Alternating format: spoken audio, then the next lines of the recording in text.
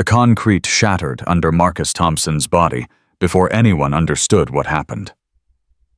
1 second, the 6'3" athlete had Sarah Brooks pinned the next. He was staring at the sky, gasping. But it wasn't the throw that stopped 47 hearts at Fort Braxton. It was what they saw when her torn shirt fell away, a massive phoenix tattoo blazing across her back, coordinates burned into skin, and 4 words that made Drill Sergeant Williams drop his clipboard: "Phoenix Squadron, never forgotten." Before we continue, hit that subscribe button and follow this story to the very end. Drop a comment with your city so I can see how far Sarah's truth has traveled. Now, let's go back to where it started. Sarah Brooks learned 3 things in her first hour at Fort Braxton. Respect wasn't given silence, was mistaken for weakness, and Drill Sergeant Marcus Williams had already decided she didn't belong. "Brooks!" His voice cut across the formation like a blade. 47 recruits stood at attention on the scorched concrete field, the Georgia sun hammering down at 0600 hours. Sarah kept her eyes forward, breathing steady posture. Perfect. "Yes, Drill Sergeant." Williams circled her like a predator. 6'2", 200 pounds of muscle and authority. His boots crunched gravel as he moved, each step deliberate. "You lost Sweetheart Girl Scouts meet on Thursdays." Laughter rippled through the formation. Sharp, cruel, expected. Sarah's jaw tightened imperceptibly. Her fingers stayed locked against her thighs, regulation perfect. Inside her head, a memory flashed: another drill sergeant, another formation 4 years ago. Different base, different name, different life. She pushed it down, buried it deep, where the past belonged. "No, Drill Sergeant." "Then why?" Williams leaned close enough she could smell coffee on his breath. "Are you standing in my formation looking like a strong wind could snap you in half?" More laughter. Louder this time. To her left, a recruit named Cooper snorted. To her right, someone whispered, "Dead weight." Sarah's heartbeat stayed at 60. Controlled. Trained.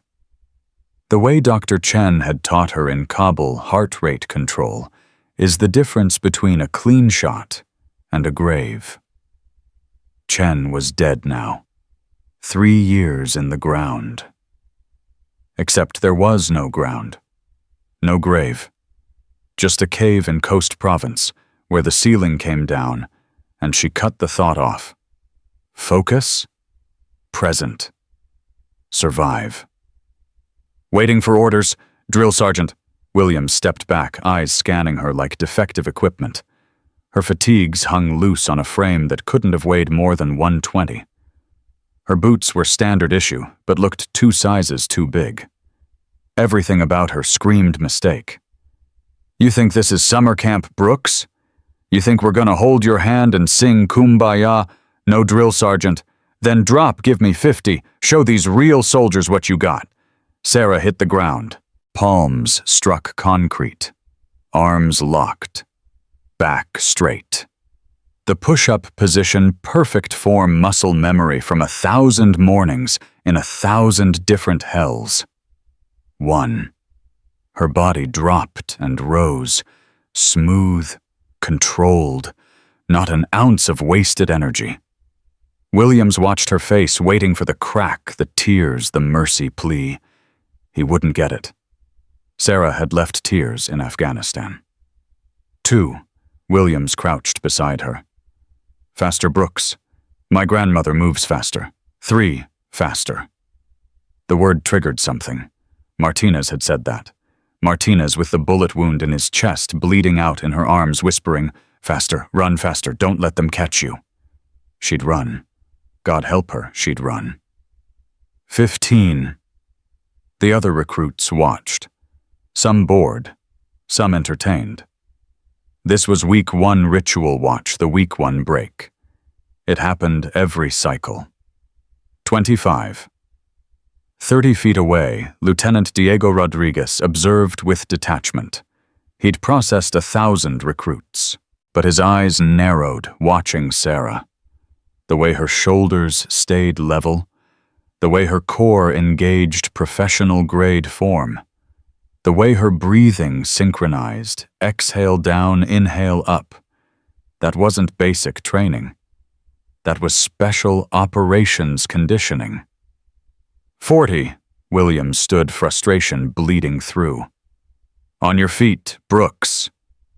Sarah rose in one motion. No stumble, no shake.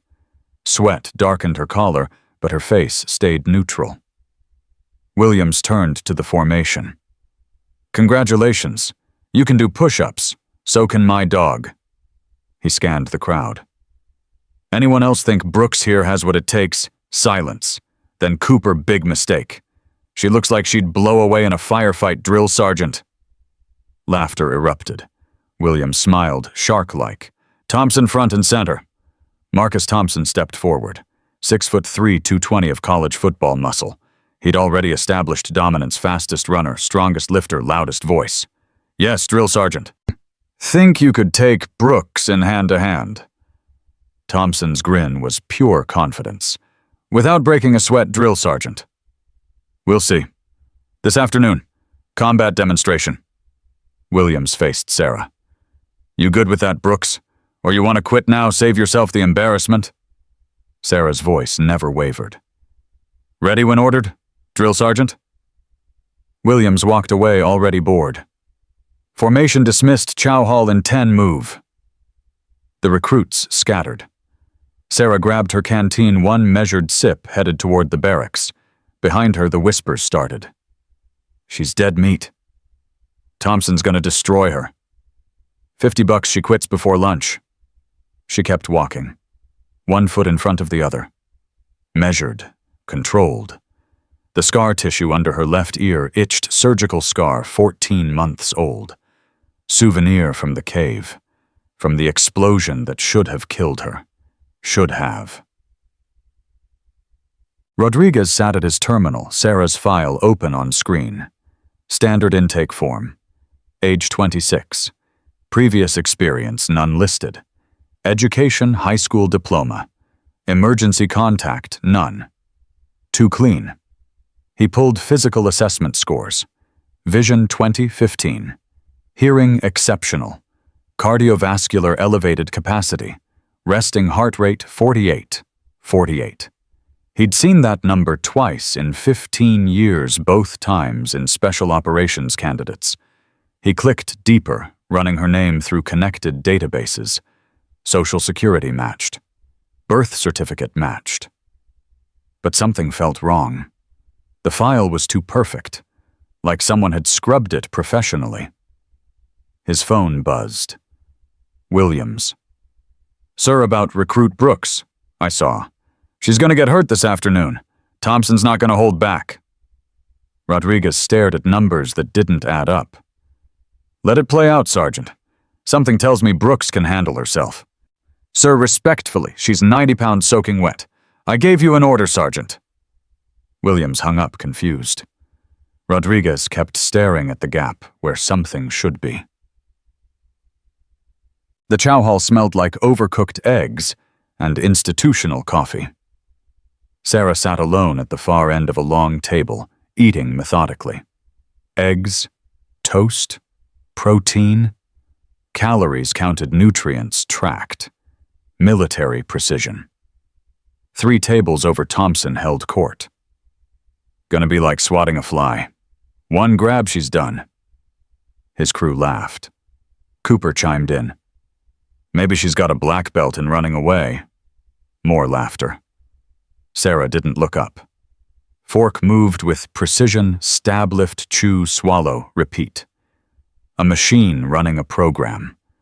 Jake Morrison watched from the serving line. 32 mechanics rating 3rd cycle recruit after 2 washouts. Former Army intelligence before the dishonorable discharge for hacking a colonel's email exposing bribes, weapons deals, lies. The skills stayed even if the clearance didn't. He noticed things others missed. Right now, he noticed impossible things. The way Sarah held her fork. Not basic military. The way her eyes tracked the room without moving her head. Threat assessment. Constant. Automatic. Combat veteran patterns. And the scar. Barely visible under her collar running from behind her left ear down. Surgical. Precise. Recent. He pulled out his phone, pretended to scroll, snapped a photo. Uploaded it to facial recognition software his FBI brother had given him. Technically illegal. Definitely worth it. The app spun 30 seconds. Returned no match. Jake frowned. Tried again different parameters. Nothing. Like Sarah Brooks didn't exist before Fort Braxton.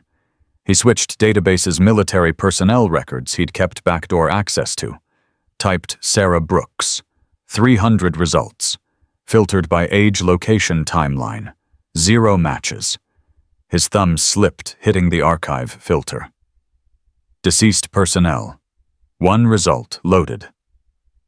Brooks. Sarah Michelle Specialist. Phoenix Squadron. Status Kiev, Afghanistan. 2019. Operation Blackout. Classified. Jake's coffee cup slipped from his hand. It hit the floor. Ceramic exploded. Coffee sprayed across tile. Every head turned. Sarah's eyes flicked to him half a second. Empty. Cold. Evaluating threat level. Combat autopilot. Then back to her eggs. But Jake had seen enough. That look.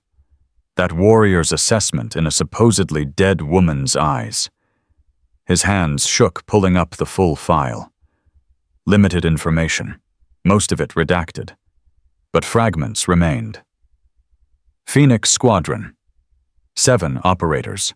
Mission HVT extraction. Coast Province. Status. Radio contact. Lost hour 0600. Search. Rescue. Negative results. Conclusion. KIA. All personnel. Classification. Top secret. All personnel. But Sarah Brooks was eating eggs 30 feet away. The afternoon heat was murder. 104 degrees on the combat demonstration pad, 60 feet of matted rubber, surrounded by bleachers, where the entire company waited for blood. William stood center mat whistle around his neck. All right, ladies. Today, we review basic hand-to-hand combat Thompson Brooks, front and center. Thompson jogged out, rolling shoulders, playing to the crowd. Sarah walked. Steady. Measured. Face unreadable. Williams addressed the bleachers. Combat's about more than strength. It's about leverage timing and... He glanced at Sarah. Knowing when you're outmatched. Brooks, you sure about this? Yes, drill sergeant. Thompson, take it easy. Don't want a lawsuit. Thompson grinned. Yes, drill sergeant. They faced each other. The crowd leaned forward. Someone yelled, 5 seconds. She's done in 5. Williams blew the whistle. Thompson moved first. Lazy confident. Reached for Sarah's collar. Textbook aggressive grab. In his mind, this ended with her on the ground, crying, embarrassed. What happened next took 1.3 seconds. Sarah's left hand shot up, deflecting his grab outward. Her right hand gripped his wrist. She pivoted, dropping her hips below his center of gravity. Shoulder drove into his armpit. Physics took over. Thompson's 220 frame sailed over her 120 body in a perfect throw, the kind that ended Olympic judo matches and broke collarbones. He hit the mat so hard the impact echoed. The crowd went silent. Thompson lay on his back, stunned, staring at Georgia sky. His brain tried processing. 1 second standing, next second flying, then concrete. Sarah stood over him, breathing, unchanged, waiting. William's clipboard hit the ground. Thompson rolled over, pride screaming. He pushed to his feet, face red. "Lucky shot. Again!" Sarah's voice, first word all day that wasn't "yes, drill sergeant." Thompson charged. Sloppy. Angry. Grabbed for her waist wrestling takedown, pure strength. Sarah dropped lower, grabbed his ankle. Mid-step swept. Thompson's face met Matt.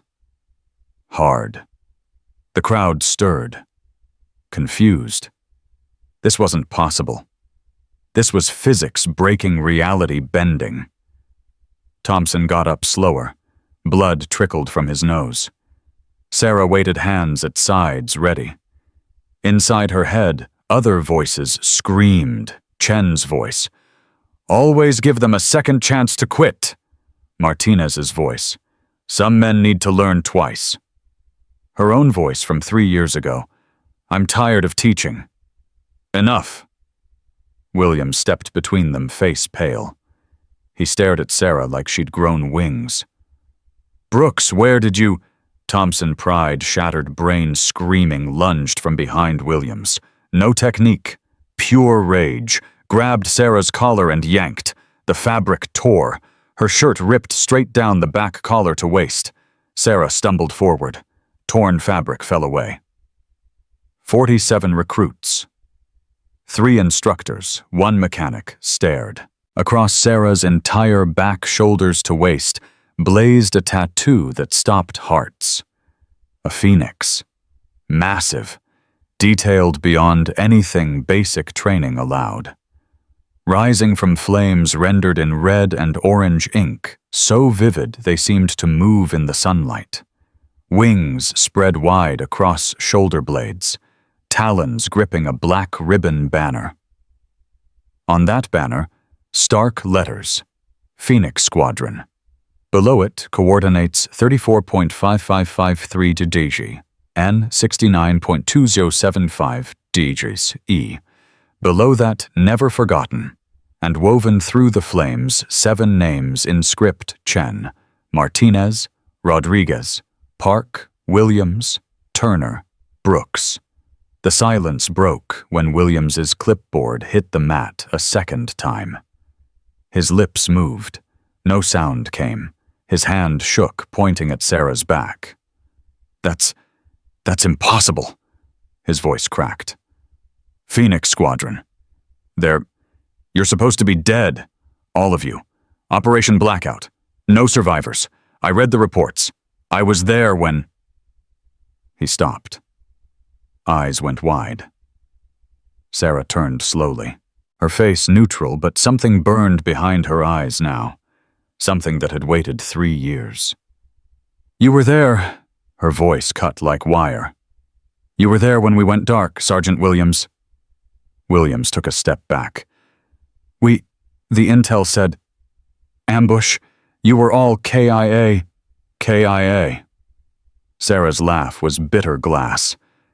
Is that what the report said, killed in action? She took a step forward. Williams stepped back. Or did it say eliminated, neutralized, acceptable losses? The recruits sat frozen. This had transcended training. This was classified history bleeding into present day. Rodriguez pushed through the crowd, phone already out face granite. Someone talk, now! What is Phoenix Squadron? Williams couldn't speak. Sarah answered, voice hollow. 7 operators, Afghanistan 2019. Mission extract high-value intelligence asset from Coast Province. She gestured to the coordinates on her back. Those numbers, that's where they sent us. Where they abandoned us. Where they left us to die. Cooper found his voice. But you're here. You survived. No. Sarah's voice dropped to something deadly. Sarah Brooks died in that cave with her team. The person standing here is what climbed out of the grave they dug for us. Jake Morrison stood frozen 30 feet away. Stolen database file, still open on his phone. Pieces connecting. Phoenix Squadron, Operation Blackout. The classified disaster everyone whispered about, nobody discussed. 7 operators sent in. Radio contact lost hour 6. Search and rescue found nothing. No bodies. No equipment. No trace. Official report KIA. Enemy ambush. Casualties of war. But Sarah Brooks was standing right here, very much alive, very much angry. Thompson scrambled backward on the mat, forgotten bleeding smart enough to know he'd just grabbed a ghost. Sarah's voice cut through shock. "You want to know where I learned to fight, Drill Sergeant Williams?" She gestured to her back, to the phoenix burning across skin. "I learned in the mountains you left us in. I learned in the cave where we waited for extraction that never came. I learned watching my team die one by one while someone—" Her eyes locked on Williams. "Someone made sure we didn't come home." Williams's face went from pale to green. I wasn't. That was orders above my pay grade." "Whose orders?" Sarah's voice turned to something from nightmares. "Whose orders sent us into that valley? Whose orders pulled our air support? Whose orders classified us KIA before our bodies were cold? Whose—" Williams's mouth opened, closed, opened. No words. Rodriguez reached them, phone pressed to ear. "Sir, we have a situation." He looked at Sarah, at the tattoo, at Williams falling apart. "Phoenix Squadron operative just surfaced at Fort Braxton. Yes, sir, that Phoenix Squadron. I need authorization to lock down the base, now." But across the base, another phone was already ringing. In the command building, Colonel David Blackwood picked up on the second ring. "Sir, it's Williams. We have a problem. A big one." "What kind of problem, Sergeant?"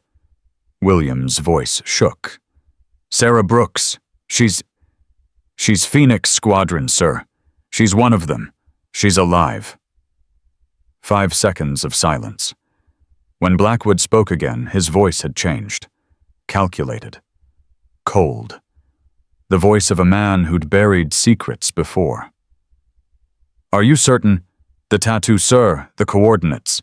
She knew about the operation. She knew we were—" William stopped himself. "Secure her, quietly. Tell her she has a phone call. Family emergency. Bring her to Admin Building 3. Alone. Understood? Sir Rodriguez is already calling this in to— Do it now, Sergeant. That's an order." The line went dead. Williams turned to Sarah.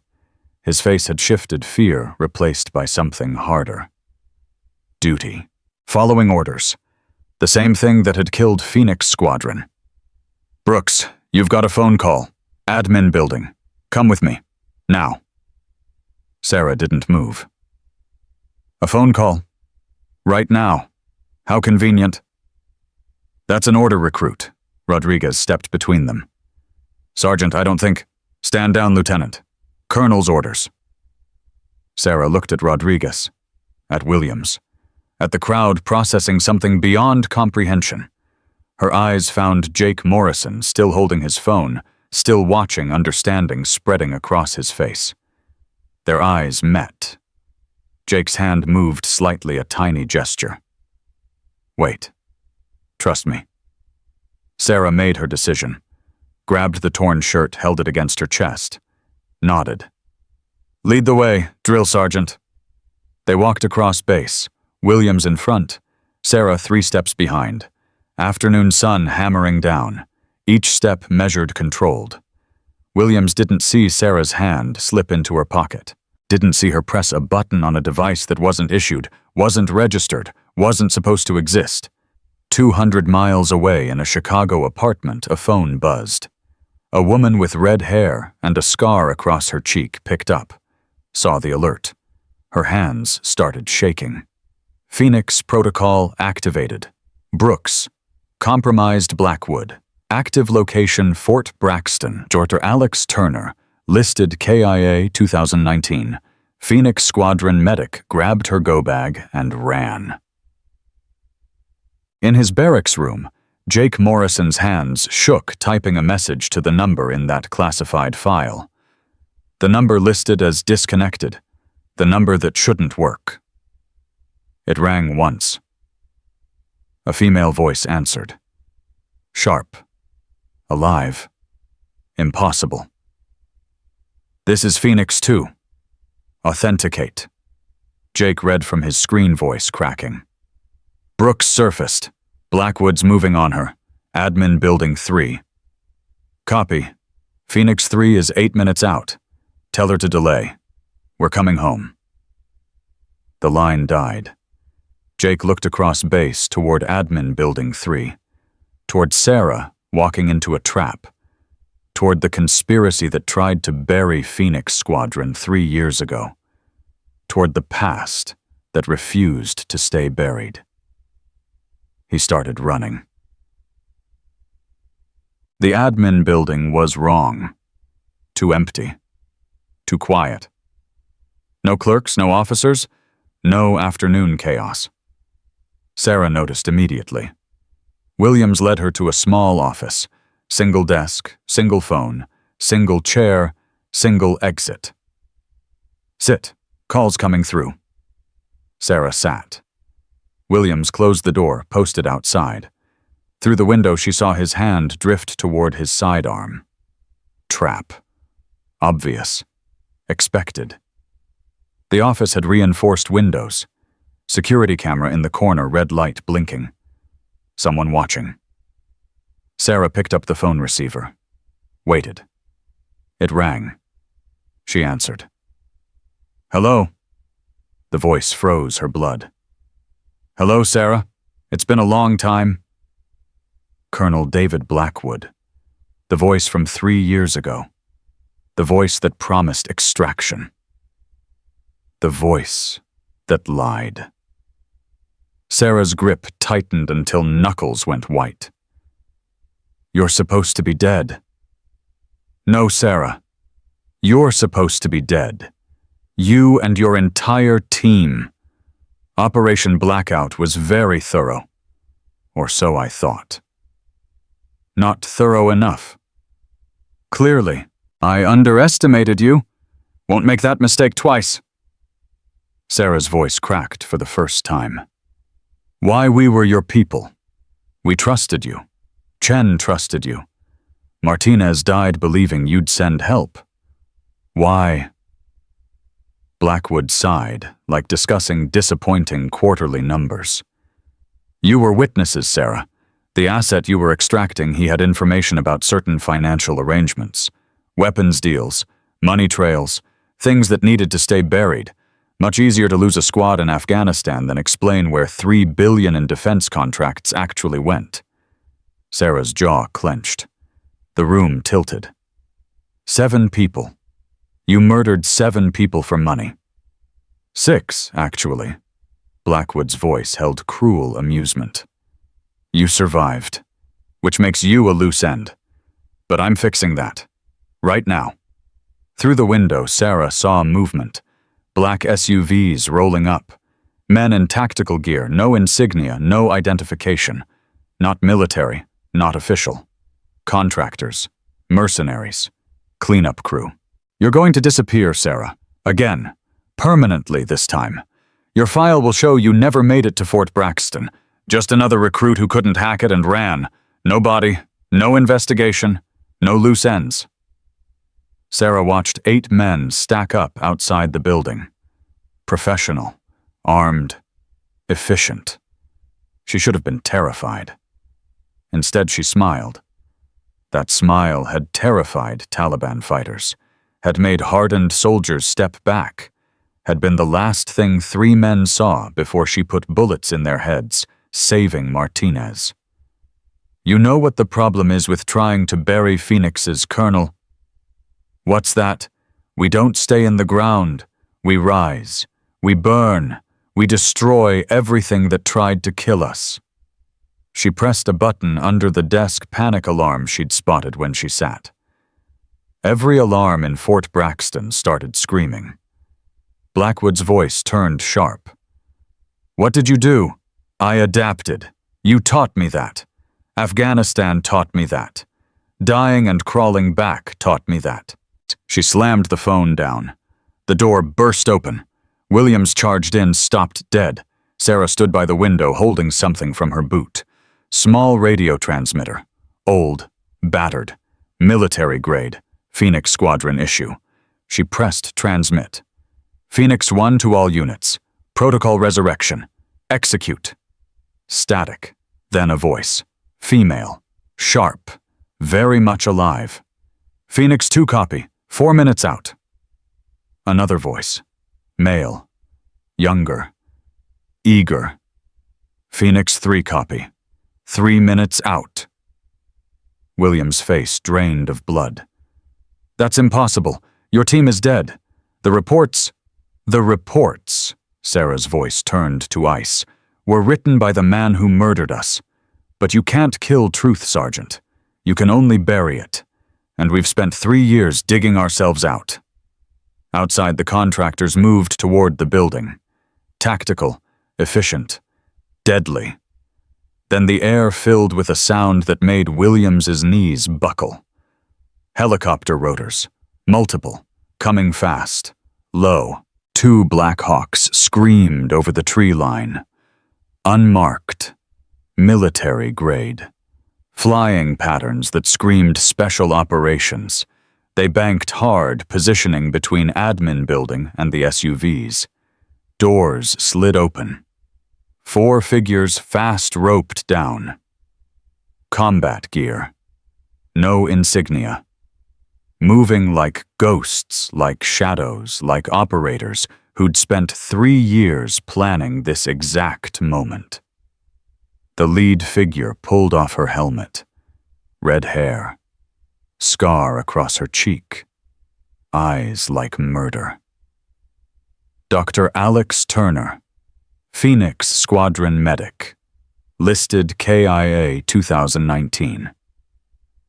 She raised her rifle toward the contractors. Stand down, you're surrounded. The second figure joined her. Younger.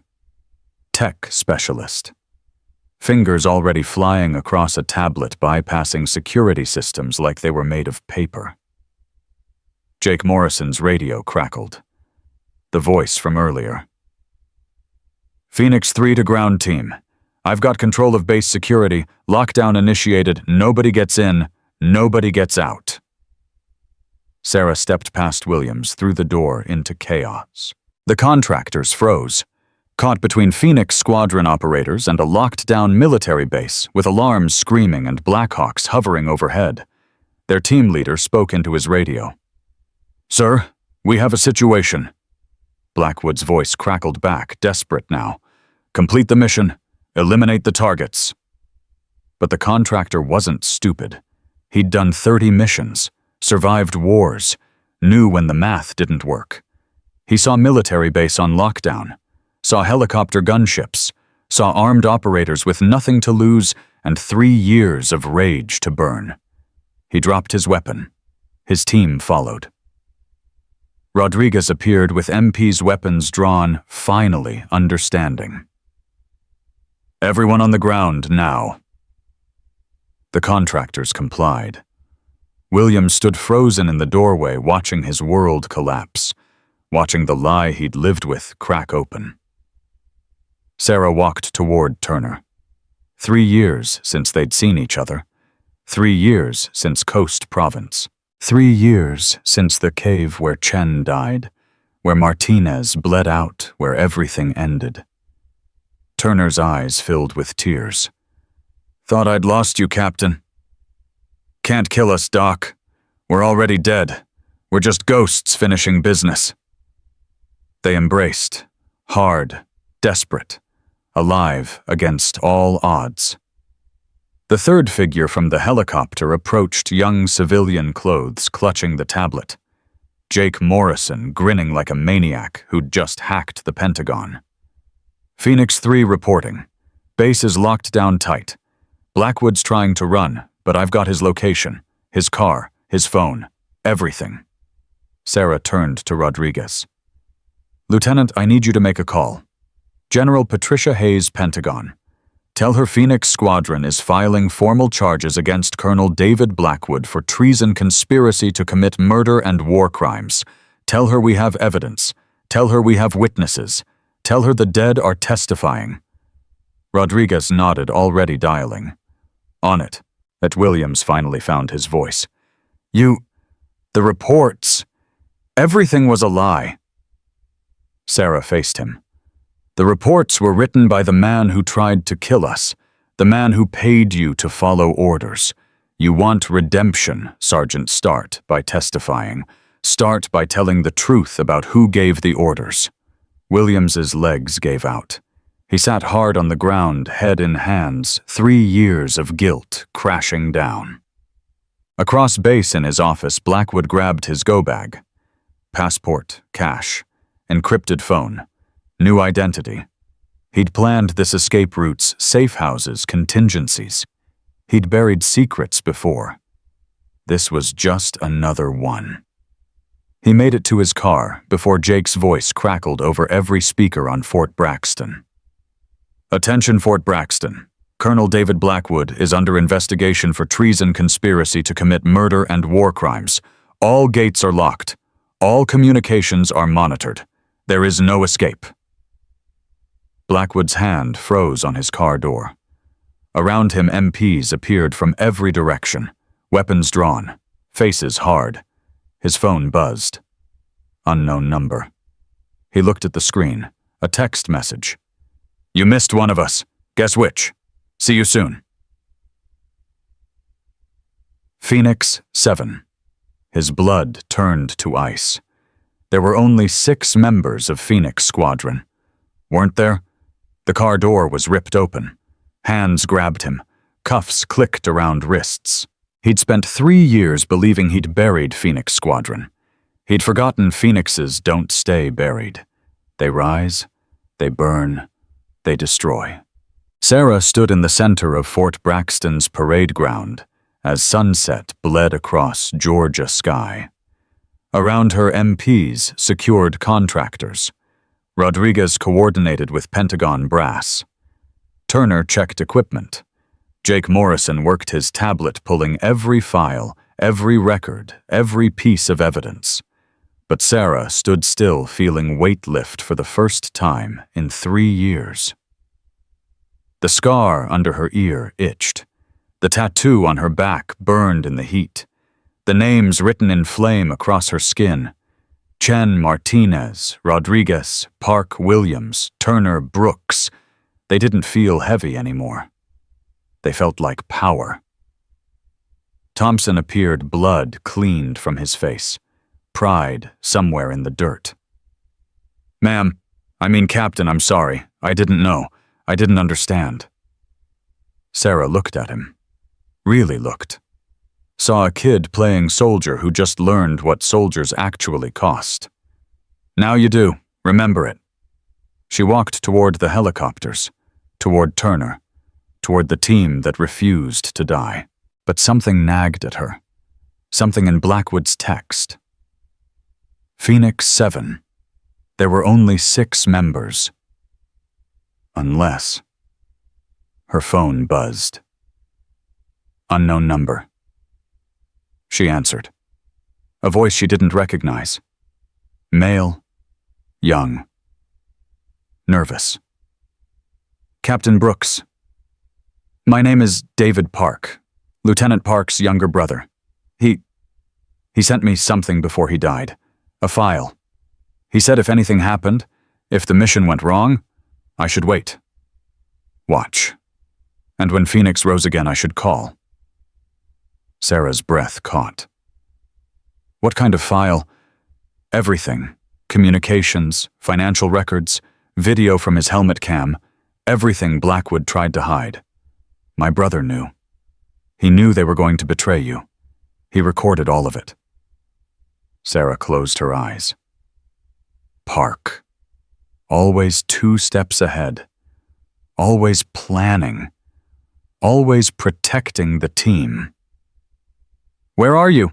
"Fort Braxton. Arrived this morning. I'm a recruit. Been waiting 3 years for this moment." Sarah's heart hammered. What's your recruit number? 48. Then 48. The silent one in formation. The one who never spoke. The one she'd never noticed. Meet me at the admin building. 10 minutes. Bring everything. Yes, ma'am. The line died. Sarah looked at Turner. Phoenix didn't have 6 members. What? Park's brother. He's been here the whole time. He has evidence. Everything. Turner's eyes went wide. Then Blackwood is finished. Completely. No appeals. No deals. No escape. Sarah smiled. Not the bitter smile from before. Something else. Something that tasted like justice. Phoenix Squadron didn't die in Afghanistan, Doc. No. We were reborn. In fire, in pain, in truth. And now we're going to burn down everyone who tried to bury us. The sun set behind Fort Braxton. The Phoenix on Sarah's back caught the last light, seemed to glow, seemed to move, seemed to rise from ashes one more time. Somewhere in a cell, Blackwood stared at walls closing in. Somewhere in Washington, generals read reports that shattered careers. Somewhere in America, the truth was rising. And Phoenix Squadron, dead 3 years buried, forgotten, erased, was finally coming home. David Park stood in the shadows of Admin Building 3, a USB drive clutched in his hand like a grenade. 22 years old recruit, number 48, the ghost who'd waited 3 years for this moment. His brother's last words echoed in his head. If I don't make it, you finish this. You burn them all down. Sarah approached through the dusk, Turner and Jake flanking her. The kid's eyes went wide, seeing her up close, the woman his brother had died protecting, the legend he'd only known through encrypted files and whispered stories. Captain Brooks. His voice cracked. I know who you are. Sarah's voice softened. You have your brother's eyes. David's throat tightened. He talked about you. All of you. Said Phoenix Squadron was the only real family he'd ever known. His hand shook, holding out the drive. He recorded everything. Communications, financial transfers, video logs. He knew Blackwood was dirty 6 months before the mission. He documented all of it. Sarah took the drive. Why didn't he report it? He tried. Chain of command went straight to Blackwood. Every report got buried. So he started collecting evidence, planning to go directly to the Pentagon after the mission. David's voice broke. But he never came back. Turner stepped forward. Your brother saved my life twice. Once in Kabul. Once in that cave when the ceiling came down. He was a hero, David finished. I know. Everyone keeps telling me. But heroes die, don't they? And the men who kill them get promotions and pensions and... His hands balled into fists. I joined up the day I turned 18. Requested Fort Braxton specifically. Been waiting, watching. And when you showed up 3 weeks ago, I knew Phoenix was rising again. Sarah studied him. Saw the rage. Saw the grief. Saw the same fire that had kept her alive in that cave while her team died around her. How long have you known I was here? Day 1. You don't forget your brother's captain. Not when he showed you her picture before every deployment. Not when he made you memorize every team member's face, just in case. David pulled out his phone, showed them a photo, Phoenix Squadron, full team, smiling in Kabul 6 months before the end. He sent this the week before, said if anything happened, I'd need to know who to trust. Jake grabbed the drive, plugged it into his tablet. Files started loading, hundreds of documents. Audio recordings, video footage. His eyes went wide. This is Jesus Christ, this is everything. Bank transfers from Blackwood to offshore accounts. Encrypted communications with weapons dealers.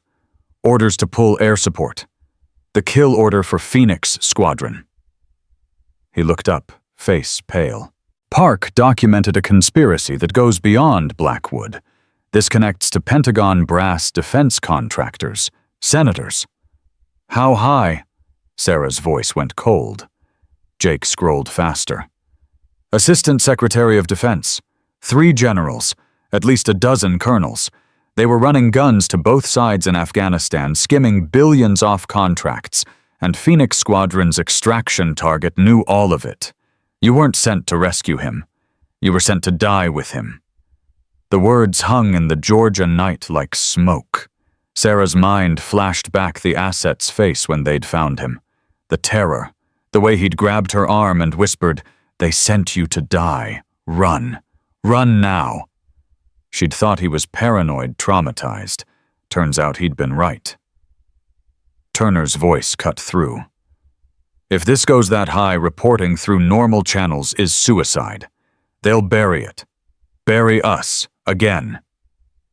Then we don't go through normal channels. Sarah turned to David. Your brother was intelligence. Did he have contacts outside the chain of command? David nodded. 1. Journalist. New York Times. Woman named Patricia Chen, no relation to your Chen. My brother sent her encrypted files before every deployment. Insurance policy. She's been sitting on this story for 3 years, waiting for proof for survivors, for someone to go on record. Call her. Sarah's voice turned to command steel. Tell her Phoenix Squadron is alive. Tell her we're testifying. Tell her the story breaks in 72 hours, whether the Pentagon likes it or not. Jake's hands flew across his tablet. I can create a dead man's switch, upload everything to multiple secure servers. If anything happens to us, it auto-releases to every major news outlet. Do it! Rodriguez appeared from the admin building phone, pressed to his ear, face grim. Captain Brooks, I just got off with General Hayes. She's ordering Fort Braxton locked down pending investigation. No one in, no one out. She's sending a Pentagon team to secure evidence and take statements. He paused. She also said Blackwood's lawyering up, claiming Phoenix Squadron is fabricating evidence, saying you're suffering from PTSD and making false accusations. Sarah laughed, bitter sharp. Of course he is. 3 years dead and we're fabricating evidence. What's his explanation for the tattoo? Photoshop.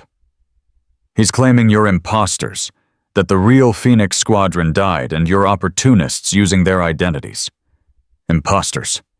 Turner's voice dripped acid. I'd like to see him explain the bullet wound in my shoulder that matches my medical records from 19, or the metal plate in Sarah's skull from the cave explosion, or the DNA that's going to match our files.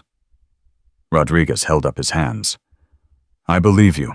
Hayes believes you. But Blackwood's got powerful friends. This is going to get ugly before it gets clean. Sarah turned to the group. Then we make it so ugly they can't hide it. David, call your journalist. Jake, activate the dead man's switch. Turner, inventory. Everything we've got. Evidence, weapons, witnesses. We're going to war. Different kind of war, but war nonetheless. They scattered to tasks. Sarah stood alone for a moment, feeling the weight of 3 years compress into now. Every scar, every nightmare, every promise to her dead team, it all came down to the next 72 hours. Her phone buzzed. Unknown number. Again. She answered. Brooks, a woman's voice, older, authoritative. Captain Brooks, this is General Patricia Hayes. We need to talk, privately, now. I'm listening. Not over the phone. I'm 30 minutes out. There's a conference room in building 7. Meet me there. Alone. With respect, General, I'm done walking into rooms alone on someone's orders. Hayes's voice softened slightly. I read your brother's file, Captain. Lieutenant Marcus Brooks, Marine Corps, died in Fallujah, 2007. You joined up 6 months later. Did 2 tours before Special Operations recruited you. I know what loss costs. I know what betrayal costs. And I know you have no reason to trust anyone wearing stars. She paused. But I'm offering you something Blackwood never did. The truth. And a chance to burn this conspiracy so bright it can never hide again. Sarah's breath caught. Her brother. Nobody knew about Marcus. She'd buried that connection, buried the pain, buried the reason she'd become a soldier in the first place. How do you know about my brother? Because I'm the one who recommended you for Phoenix Squadron. I've been tracking Blackwood for 5 years. Your team wasn't collateral damage, Captain. You were bait. Blackwood knew I was getting close, so he sent the best team I'd ever assembled into a kill box, knowing I'd never stop digging if they died. Hayes's voice turned to iron. He was right. I didn't stop. And now you're alive and he's finished. Sarah looked at Turner, at Jake, at David. Her new team, her survivors, her phoenixes. Building 7. 30 minutes. But I'm bringing people. Bring everyone. This conversation needs witnesses. The line died. 28 minutes later, Sarah walked into Building 7 conference room with Turner, Jake, David, and Rodriguez. General Patricia Hayes stood at the head of the table, 55, silver hair, 3 stars, and eyes that had seen too many wars. She gestured to chairs. Sit. We have work to do. Sarah remained standing. Why should we trust you? Hayes pulled out a file, slid it across the table. Because I've been building a case against Blackwood since 2018. Because I lost 3 other teams to his corruption before Phoenix. Because I made a promise to every soldier who died in his schemes that I'd burn him down. She opened the file. And because I can give you something, you need protection resources and a guaranteed audience when you testify. Sarah picked up the file. Inside documentation of Blackwood's conspiracy going back a decade. Financial crimes, weapons deals, dead soldiers, failed missions. A pattern of corruption so deep it had rotted through entire command structures. You knew. Sarah's voice went dangerous. You knew, and you still sent us. I suspected. I didn't know for certain until you went dark. Hayes met her eyes. And that failure costs me sleep every night. But I can't undo the past, Captain. I can only offer you the future, a real investigation, real justice, real change. Turner leaned forward. What's the catch? The catch is that Blackwood's not working alone. The conspiracy reaches into the Pentagon, defense contractors, and congressional oversight committees. If we move too fast or too public, they'll activate damage control, destroy evidence, kill witnesses, bury everything. Hayes pulled out a tablet, showed them organizational charts. We need to take them all down simultaneously. Coordinated arrests, sealed indictments, media blackout until we're ready to strike. Jake studied the charts. That's at least 40 people, high-ranking officials. You'll need presidential authority. I have it. Signed order sitting in a safe at the White House. President's been waiting for evidence solid enough to survive the political firestorm. Hayes looked at Sarah. You're that evidence. Phoenix Squadron rising from the dead, testimony from decorated soldiers, Parks files. It's enough to shatter the conspiracy. David spoke up, voice tight. When? 72 hours.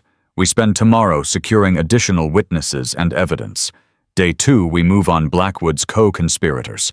Day 3, you testify before a closed Senate committee, and we release everything to the press simultaneously. Hayes locked eyes with Sarah. But I need you to trust me. I need you to stand down, let my team handle security, and prepare for the testimony of your life. Sarah felt the room watching her, felt the weight of decision, felt 3 years of rage and pain and survival screaming at her to trust no one. Then she thought of Chen, of Martinez, of the others who'd died believing help was coming. They'd trusted the system, trusted the chain of command, trusted it killed them, but they'd also trusted each other. And maybe that's what this was. Not blind faith in authority, but calculated trust in someone who'd earned it through action. I want full transparency, every step of the investigation, every decision, every move. Sarah's voice turned to command steel. And if I smell even a hint of betrayal, General, I will burn this entire system down and scatter the ashes. Hayes smiled grim, respectful. I'd expect nothing less. Welcome back to the fight, Captain. They spent the next 6 hours planning. Hayes brought in her investigation team, JAG lawyers, FBI agents, DOD inspectors general. They dissected Park's files, built cases, identified targets, coordinated with Justice Department prosecutors who'd been building parallel investigations into defense contractor fraud. Around 0200 hours, Turner pulled Sarah aside. You trust her? Sarah watched Hayes work methodical, precise, ruthless in her pursuit of evidence. I trust that she wants Blackwood dead as much as we do, and I trust that we've got enough leverage now that betrayal costs more than cooperation. That's not the same as trust. No, but it's what we've got. Turner nodded, understanding. 3 years in hell taught you that perfect trust was a luxury. Calculated alliance was survival. Jake approached tablet glowing. Dead Man's Switch is live. Everything uploads to 17 different servers in 8 countries if we miss daily check-ins. I've also sent encrypted copies to David's journalist contact. She's verified the files and started writing. Stories ready to publish on your word. Good. That's our insurance policy. They can't disappear us without creating a bigger mess.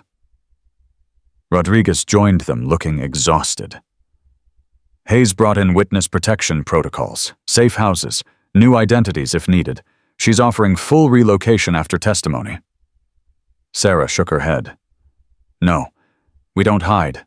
We don't run. We burn this clean, then we stand in the light. Even if that makes you targets. Especially then. Let them come. Let them try. Phoenix Squadron doesn't hide from fire. We're made of it. Dawn broke over Fort Braxton. Sarah stood on the barracks steps, watching sunrise paint the Georgia sky. Turner found her there. Can't sleep. Haven't slept right in 3 years, not since the cave. Turner sat beside her. You ever think about that night, about who made it out and why? Sarah was quiet for a long moment. Every day. I think about Chen taking that bullet meant for me. Martinez holding the line while I dragged you to cover. Park setting the charges that brought the ceiling down on our enemies but trapped us inside. She touched the scar under her ear. I think about how I survived because they didn't. And I think about whether I've earned that. You earned it by being here. By fighting. By making sure they didn't die for nothing. Did they die for something? Or did they die because greedy men wanted money and we were inconvenient? Turner grabbed her hand. They died as soldiers, fighting for each other. That's everything. The men who killed them, that's separate. That's not on us. That's on Blackwood and everyone who helped him. Sarah squeezed back. 72 hours. Then we make sure the world knows their names, knows what they did, knows what it cost. And after I don't know. I've spent 3 years focused on survival and revenge. Haven't thought much past that. Turner smiled. Maybe that's okay. Maybe we figure out life after we finish dying. They sat in silence, watching the sun rise, 2 ghosts waiting to testify their way back to the living. Day 2 arrived with organized chaos. Hayes's team swept through Fort Braxton like a tactical strike, seizing computers, securing documents, interviewing witnesses. MPs arrested 3 officers connected to Blackwood's conspiracy. Contractors were detained. Financial records were frozen. Williams was brought in for questioning. He sat across from Sarah in an interrogation room, looking like he'd aged 10 years overnight. "I didn't know," he said. "I swear I didn't know it was a kill order. Blackwood told me Phoenix Squadron had gone rogue, said they'd defected with classified intel, said pulling air support was about containment." Sarah's voice was ice. "And you believed him? Believed that 7 decorated soldiers just decided to betray their country? He was my commanding officer. He showed me documentation, communications that looked real." Williams's hands shook. "I thought I was doing the right thing." Chen was 28, had a wife and a daughter. Martinez was supposed to retire in 3 months. Park was planning his sister's wedding. Sarah leaned forward. "You helped kill them because you didn't question orders, because it was easier to believe than to doubt." "I know. God help me, I know." Williams looked up, eyes red. "What do you want from me?" "I want you to testify. I want you to put on that uniform stand in front of cameras and tell the world exactly what you did. I want you to name every person who gave you orders. I want you to burn with the rest of them." Williams nodded slowly. Okay. I'll testify. I'll tell everything." Sarah stood. "You do that. Maybe it won't save your soul, but it might save the next team some colonel decides to sacrifice." She walked out, leaving Williams alone with his guilt. That afternoon, Hayes assembled everyone in the conference room. "We've got a problem. Blackwood made bail 2 hours ago." The room erupted. Sarah's voice cut through. "How? Federal judge granted it. Blackwood's lawyers argued he's not a flight risk, that he's a decorated officer being railroaded by unreliable witnesses suffering from trauma." Hayes's jaw clenched. "Judge bought it. Set bail at $2 million. Blackwood's backers paid it in cash." Jake swore. "He's running. He's got 12 hours head start. And he's not running." Sarah's voice went calm. Deadly calm. "He's coming for us. For the evidence. For anyone who can testify." Hayes nodded. "That's my assessment, which is why I'm moving you to a secure location tonight. Safe house outside Atlanta. Full security detail." "No." Sarah shook her head. "We're not hiding. We're bait. Let him come. Let him make one more mistake. And we end this." "Captain, that's the only way this works, General. You want Blackwood. You want him so dirty the courts can't ignore it. Then we give him rope and let him hang himself." Turner stood. "Sarah's right. We stay visible. We stay vulnerable. And we document everything when he moves." Hayes studied them. "You're asking me to use you as bait. We're asking you to let us finish what we started in Afghanistan. One way or another, this ends tonight." Hayes was silent for 30 seconds. Then she nodded. "All right, but we do it my way. Full surveillance. Tactical teams on standby. And the second Blackwood makes his move, we take him down hard." "Agreed." They spent the rest of the day preparing. Jake rigged Fort Braxton with additional cameras. FBI agents positioned themselves throughout the base. Tactical teams ran drills. By nightfall, Fort Braxton was a trap waiting to spring. Sarah stood in her barracks room checking her sidearm. Turner entered without knocking. "You ready for this?" Sarah chambered around. "Been ready for 3 years?" "What if he doesn't come?" "He'll come. Men like Blackwood can't help themselves. They see a loose end, they have to cut it. They see a threat, they have to eliminate it. It's not even strategy anymore. It's compulsion." Turner sat on the bunk. "And what if he does come? What if we actually win this? What then?" Sarah holstered her weapon. "Then we figure out how to be human again. How to sleep without nightmares. How to live without rage. How to honor the dead by actually living." "You think that's possible?" "I don't know, but I'd like to find out." A knock at the door. Rodriguez. "Captain, we've got movement. Black sedan just entered the base. No identification. Heading toward Admin Building 3. Sarah and Turner exchanged looks. That was fast. They moved quickly, grabbing gear, linking with Hayes' command center. On screens, they watched the sedan park. A figure emerged, not Blackwood. Someone younger, military bearing, moving with purpose. Jake zoomed the camera. I know him. Captain Marcus Reeves, Blackwood's aide, decorated ranger.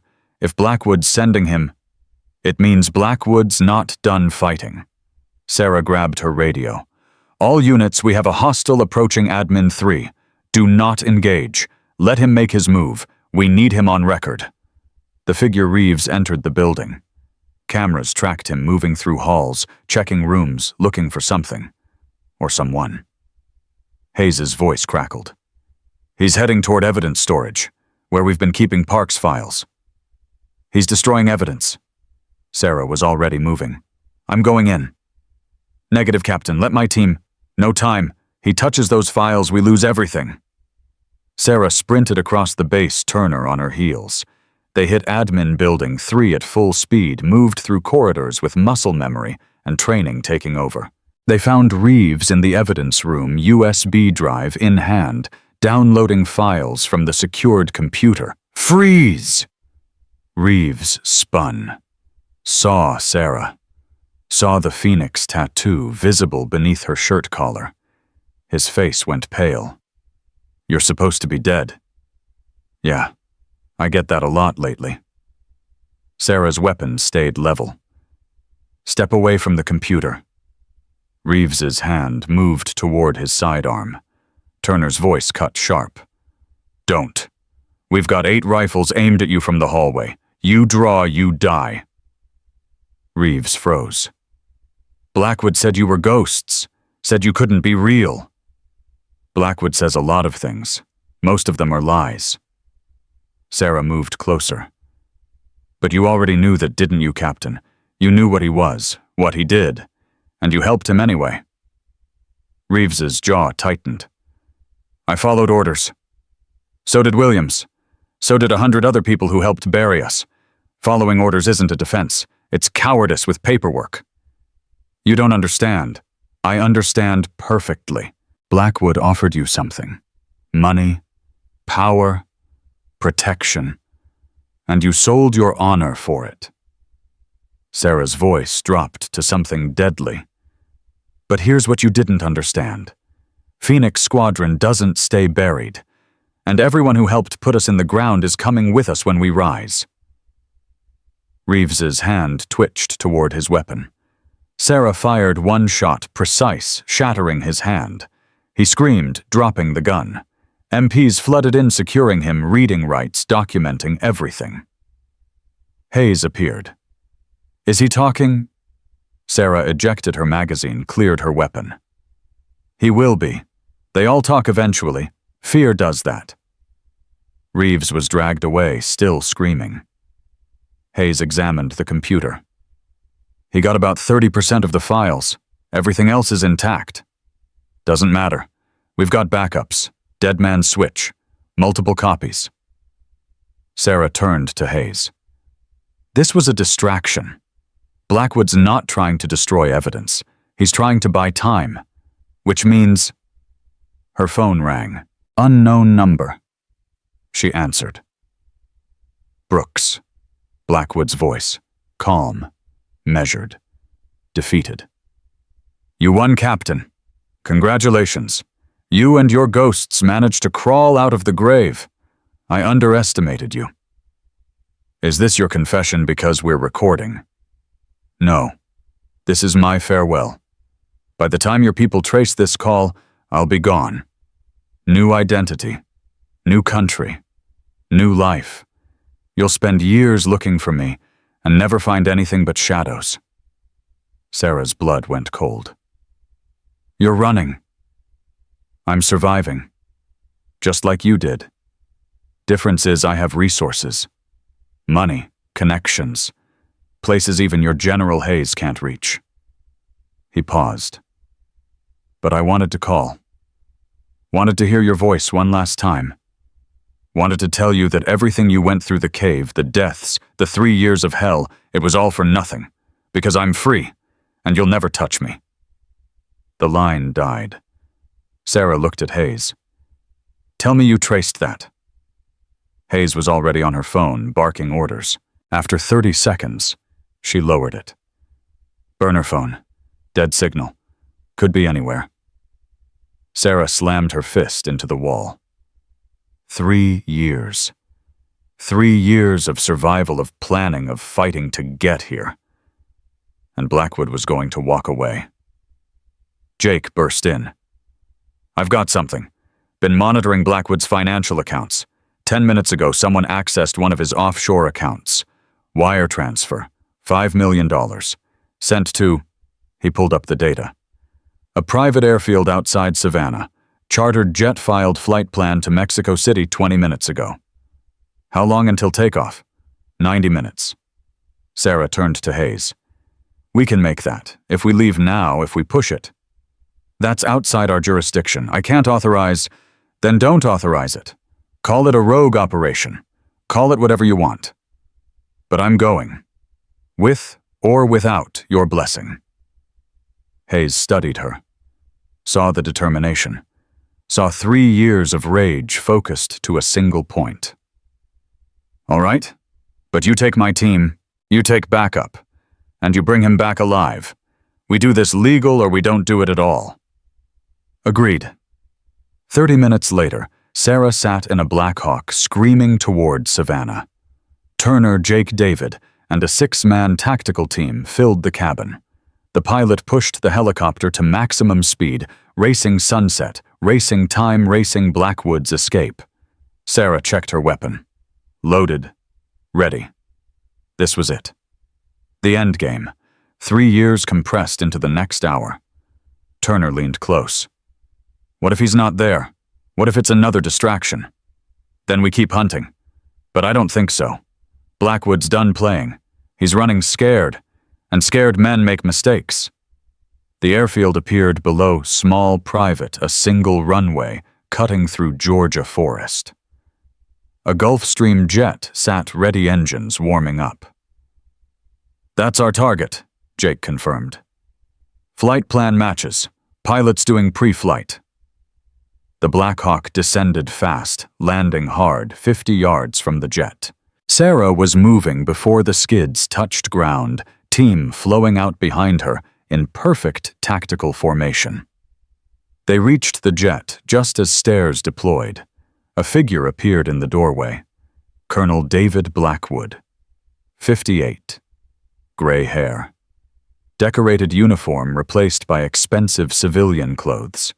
A man running from everything he'd been. He saw Sarah.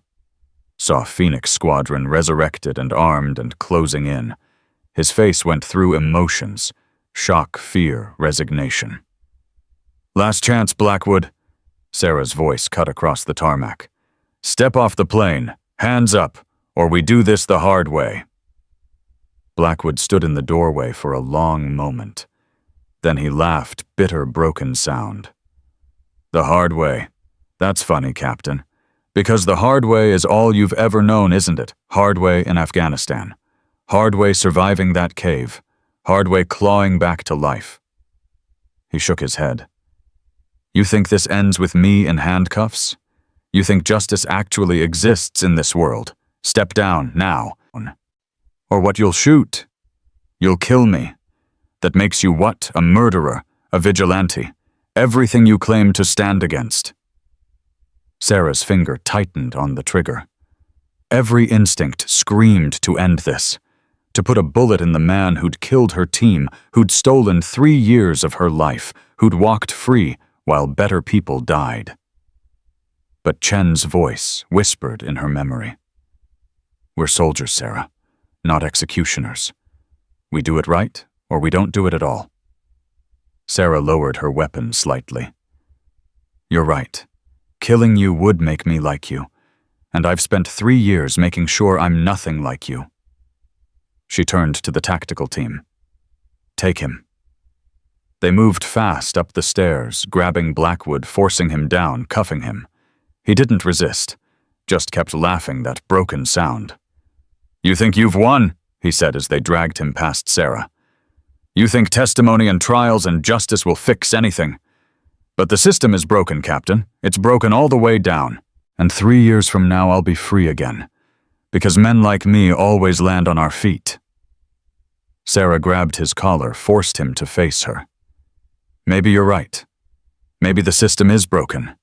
Maybe you walk in 3 years. But here's what you don't understand." She leaned close. "Phoenix Squadron isn't about the system anymore. We're about making sure everyone knows what you are. We're about making sure your name becomes synonymous with betrayal. We're about making sure every time someone mentions Colonel David Blackwood, they remember the soldiers he murdered for money."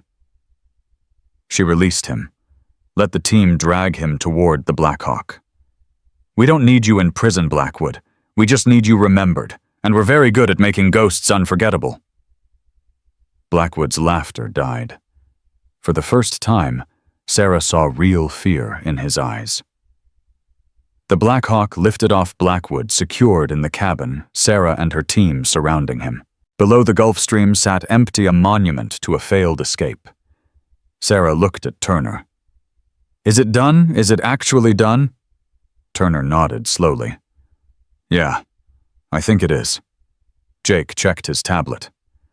"Hayes confirms. Coordinated arrests happening across 3 states. Blackwood's co-conspirators in custody. Pentagon's releasing preliminary statements. It's over." Sarah leaned back against the bulkhead, feeling 3 years of weight lift. Not completely. Never completely. But enough to breathe.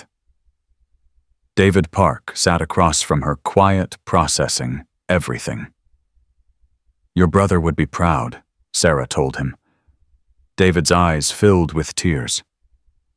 "He'd be proud of all of you. The way you survived. The way you fought back. The way you made sure it mattered." The helicopter flew through twilight, carrying the living and the memory of the dead, carrying evidence and testimony, carrying the truth that refused to stay buried. Somewhere below, Phoenix Squadron's story was breaking news alerts, headlines, the world learning about betrayal and survival, and 7 soldiers who'd died, and 1 who'd lived, and the conspiracy that tried to bury them all. Sarah closed her eyes, feeling exhaustion crash over her. Tomorrow she'd testify.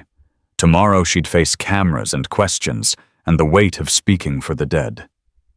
But tonight, for the first time in 3 years, she let herself rest. Phoenix Squadron had risen, and the fire they'd started would burn for a long, long time. Sarah didn't sleep that night. Couldn't. The hotel room Hayes had secured felt too quiet, too safe, too disconnected from the 3 years she'd spent looking over her shoulder. She stood by the window, watching Washington, D.C.'s lights blur through rain, her reflection a ghost against the glass. Turner knocked once and entered without waiting for answer. That's how it was with them now, no barriers, no formalities. You don't survive a cave-in together and maintain polite distance. Senate hearings at 0900. Hayes sent the witness list. It's everybody. Armed Services Committee, Intelligence Oversight, even the Vice President's sitting in. Sarah turned from the window. They're making it a spectacle. They're making it count. Biggest military scandal in 50 years. Phoenix Squadron back from the dead. A colonel facing treason charges. Turner sat on the bed. The world's watching, Sarah. What you say tomorrow, it matters. What I say won't bring them back. No, but it'll make sure people remember why they died. And who killed them. Sarah's phone buzzed. Text from Jake Media's camped outside. CNN, Fox, MSNBC, international crews. Hayes wants us out at 0630 through the service entrance. Another text, this one from David Park. My brother's daughter turns 4 today. She'll finally know her dad was a hero. Thank you. Sarah's throat tightened. 4 years old. The girl would barely remember her father. Would grow up with stories instead of memories, with medals instead of hugs, with a flag instead of a hand to hold. "You think we're doing the right thing?" Sarah asked. "Dragging it all into the light. Some families might prefer the lie, clean death, honorable service, not this mess." Turner stood crossed to her. "Those families deserved the truth 3 years ago. They got lies and closed caskets and condolences from the same people who murdered their sons and daughters and husbands and wives." She grabbed Sarah's shoulders. "We're not dragging anything. We're exposing what was always there. And yeah, it's gonna hurt. Truth usually does. But it's better than the alternative." Sarah nodded, knowing Turner was right, but feeling the weight anyway. "Get some sleep," Turner said. "Tomorrow we make ghosts speak." But sleep didn't come. Sarah lay in darkness, remembering the cave. The explosion that brought the ceiling down. The days trapped with dying teammates. Chen's last words, "Tell my daughter I loved her. Tell her daddy was brave." Martinez whispering coordinates with his final breath, making sure someone knew where they'd fallen. Park setting those charges, knowing it would seal them in but stop the enemy from finishing them off. And her own choice, stay and die with her team, or crawl through the collapse, through the gaps too small for the others, and survive alone. She'd chosen survival. Spent 3 years hating herself for it. Morning arrived gray and cold. Sarah dressed in her uniform the first time in 3 years she'd worn it. The fabric felt foreign, the weight of insignia and medals, like wearing someone else's skin. But Hayes had insisted. The Senate needed to see a soldier, not a survivor. The motorcade left at 0630 sharp. 3 SUVs, armed escort Hayes, riding with Sarah and Turner in the middle vehicle. "Statements prepared," Hayes said, handing Sarah a tablet. "Legal reviewed it. Public Affairs approved it. Hit the key points, mission parameters, betrayal, survival evidence. Keep it factual. Keep it clean." Sarah scanned the document. Sterile. Professional. Every emotion scrubbed away, every raw edge smoothed over. It read like an after-action report, not a testimony about murder. She handed it back. "No." Hayes's eyebrows rose. "Captain, this is carefully constructed to maximize impact while minimizing legal exposure." "It's a lie, not factually, but emotionally. You want me to stand up there and recite talking points, clinical descriptions of watching my team die?" Sarah shook her head. "The world needs to hear what it actually cost, what Blackwood actually did, and that doesn't come from a sanitized script. You go off-script, defense attorneys will crucify you. They'll say you're emotional, unreliable, traumatized. I am traumatized. I am emotional, and I'm absolutely reliable because I lived it." Sarah's voice hardened. "You want justice, General. You want this to stick. Then let me tell the truth, all of it. The blood, the fear, the 3 years of nightmares. Let the Senate see what their oversight failures actually cost." Hayes studied her for a long moment. Then she took the tablet back, deleted the file. "All right. Your words, your truth. But Sarah," her voice softened, "don't let it destroy you. Testimony like that, it costs something. Make sure you can pay the price." The Capitol building loomed ahead, all marble and power and history. Protesters lined the streets, some supporting Phoenix Squadron, some defending Blackwood, some just wanting cameras and chaos. Signs screamed contradictions, justice for Phoenix and innocent, until proven guilty, and bring them all down. The motorcade pushed through to an underground entrance. Sarah stepped out into controlled chaos. Security sweeps, metal detectors, reporters shouting questions from behind barriers. "Captain Brooks, is it true? Blackwood ordered your execution. How did you survive 3 years? Do you blame the military for the betrayal? Hayes's team formed a wall, pushing through. Sarah kept her eyes forward, breathing steady, heart rate controlled. The training held even when everything else felt like it was falling apart. They were escorted to a waiting room. David Park was already there, pale and nervous. William sat in the corner looking like a man waiting for execution. Rodriguez stood by the window, jaw tight. "We're all testifying," Sarah asked Hayes. "Full picture, multiple witnesses, multiple perspectives.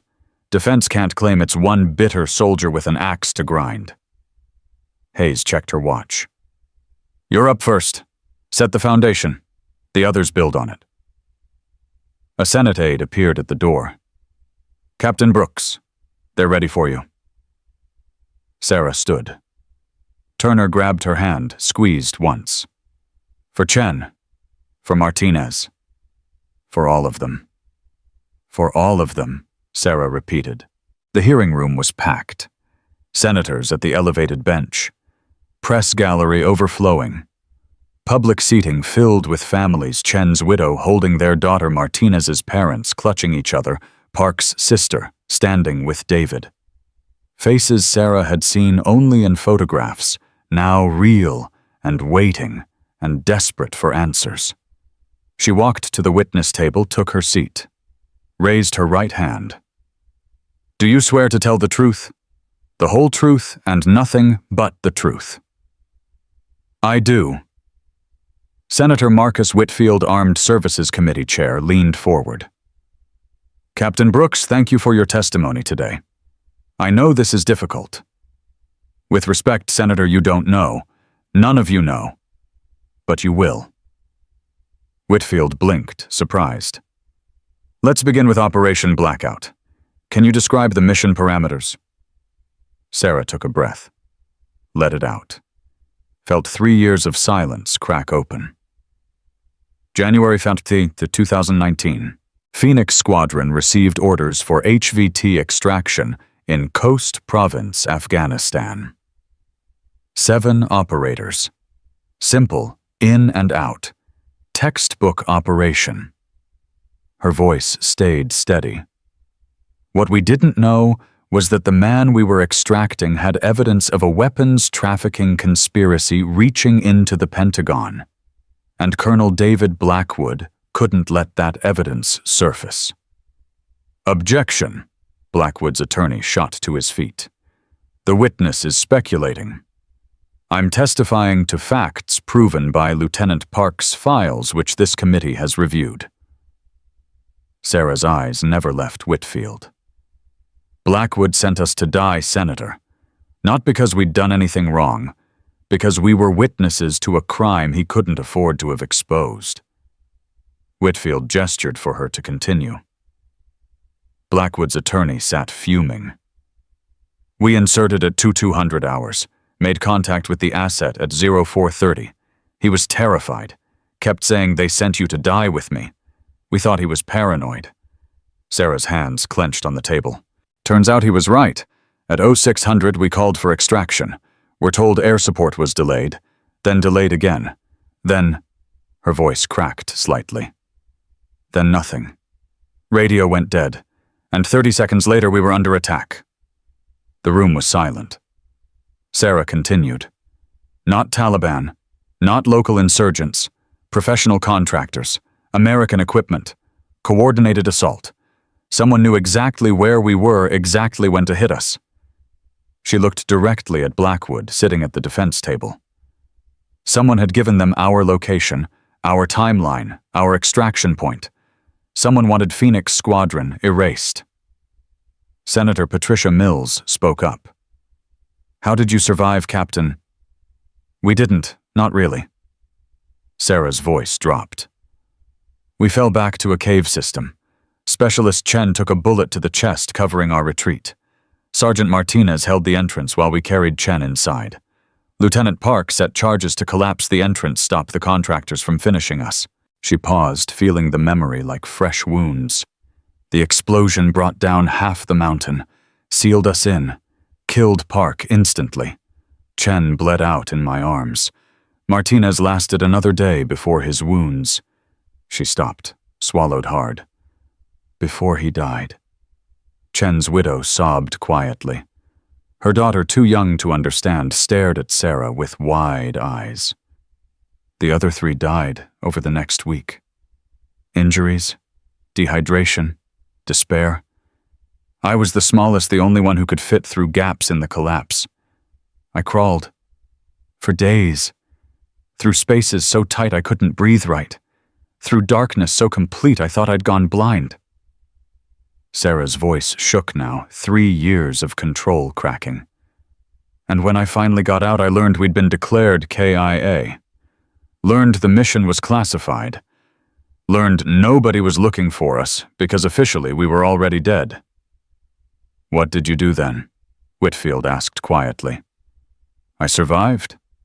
Found a local village. They thought I was a ghost. Maybe I was. Maybe I stole clothes, food papers. Made my way to Kabul, then Pakistan, then back to the States using a fake passport. Sarah looked at the families. I should have come forward immediately, should have reported what happened, but I was afraid. Afraid whoever had killed Phoenix Squadron would finish the job. So I hid, changed my name, buried Sarah Brooks, and became someone else. Until Fort Braxton. Until Fort Braxton, until I decided the dead deserved better than my cowardice. Sarah's voice hardened. Until I decided Blackwood and everyone who helped him needed to burn. The hearing continued for hours. Sarah detailed the evidence, the conspiracy, the money trails. She described recognizing Williams, confronting him, watching his face when the truth destroyed his denial. Then came the cross-examination. Blackwood's attorney, a sharp woman named Catherine Vance, stood with calculated precision. Captain Brooks, you claim to have survived a cave collapse that killed 6 highly trained operators. Crawled through impossible spaces. Made it hundreds of miles through hostile territory. All without support or resources. Vance's voice dripped skepticism. Isn't it more likely that this entire story is fabricated, that you're an imposter using a dead soldier's identity? Sarah met her eyes. DNA evidence confirms my identity. Medical records match my scars. And 6 dead soldiers can't fabricate evidence that's been independently verified by the FBI and Pentagon investigators. But you were traumatized. 3 years in hiding. Possible PTSD. Isn't it possible your memory is flawed, that you've constructed a narrative that fits your need for someone to blame? My memory is photographically accurate about the night specialist Chen died in my arms, about the way Sergeant Martinez whispered his daughter's name with his last breath, about the sound Lieutenant Park made when the explosion... Sarah's voice broke. When the explosion killed him. Those memories don't fade, Ms. Vance. They don't get confused. They burn. Vance pressed harder. Yet you waited 3 years to come forward. 3 years while Colonel Blackwood served honorably. 3 years while evidence could have been preserved, while investigations could have been conducted properly. Why wait if your story is true? Sarah stood slowly. Every senator, every spectator, every camera focused on her. Because I was afraid. Because I was broken. Because survival takes everything you have and then demands more. Her voice filled the chamber. But then I realized something. The people who killed Phoenix Squadron were counting on my fear. Were counting on me staying silent. Were counting on the dead staying buried. She looked directly at Blackwood. And I decided I'd rather die telling the truth than live with their lie. The room erupted. Senators calling for order, press scribbling frantically, families weeping.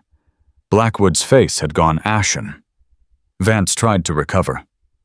Captain Brooks, isn't it true that you harbor personal animosity toward my client, that this testimony is motivated by revenge rather than justice? Yes. Sarah's answer stopped everyone. Yes, I hate him. Yes, I want revenge. Yes, every time I close my eyes and see Chen's face or hear Martinez's voice, I want Blackwood to suffer the way they suffered. She leaned forward. But my hatred doesn't make the evidence false. My desire for revenge doesn't erase the bank records, the communications, the testimony from multiple witnesses. My trauma doesn't invalidate the truth. It proves it. Vance sat down, having lost ground. Whitfield called for a recess. Sarah stepped down from the witness stand, legs shaking. Turner caught her in the hallway. That was too much, I know. I lost control. No. Turner grabbed her face. That was perfect. That was real. That was exactly what they needed to hear. Hayes' approached phone pressed to her ear. She hung up, face unreadable. That was the White House. President watched the whole thing. He's ordering a full military review of oversight procedures, new protocols for classified operations. And, she paused, he's personally recommending Phoenix Squadron for the Medal of Honor, posthumously for the fallen. And for you, Sarah, for surviving, for fighting back, for making sure it mattered. Sarah shook her head. I don't want a medal. Too bad. You're getting one. They all are. Chen, Martinez, Park, Rodriguez, Williams, Turner, all of them. The country needs heroes right now. Needs to believe that sacrifice means something. That truth wins. Hayes' voice softened. Let them have this. Let the families have this. The afternoon session brought more witnesses. David Park testified about his brother's files, his 3-year wait, his determination to see justice done. Rodriguez described the investigation, the evidence chain, the legal process that would put Blackwood away for life. Williams took the stand, looking like death. His voice shook, describing the orders he'd followed, the lies he'd believed the moment he realized he'd helped murder Phoenix Squadron. I thought I was serving my country, he said. Turns out I was serving a criminal enterprise. And 7 people died because I didn't question, because I didn't doubt, because following orders was easier than facing the truth. Senator Mills asked the question everyone wanted answered. Sergeant Williams, if you could go back to January 2019, what would you do differently? Williams looked at Sarah, sitting in the gallery. I'd make one phone call to someone outside Blackwood's chain of command. One call that could have saved Phoenix Squadron. His voice broke. But I can't go back. Can't undo it. Can't give those families their loved ones back. All I can do is make sure everyone knows what happened, and make sure it never happens again. The hearing adjourned at 1700 hours. Evidence submitted. Testimony recorded. The machine of justice grinding forward with bureaucratic inevitability. Sarah walked out through the Capitol's front entrance this time. No hiding. No sneaking. The press swarmed immediately. Captain Brooks, how do you feel about today's testimony? She stopped, looked directly into the cameras. I feel like Phoenix Squadron finally got to speak, got to tell the world what happened in that cave, got to expose the people who betrayed us. She paused. And I feel like maybe the dead can rest now. What's next for you? Sarah hadn't thought that far ahead.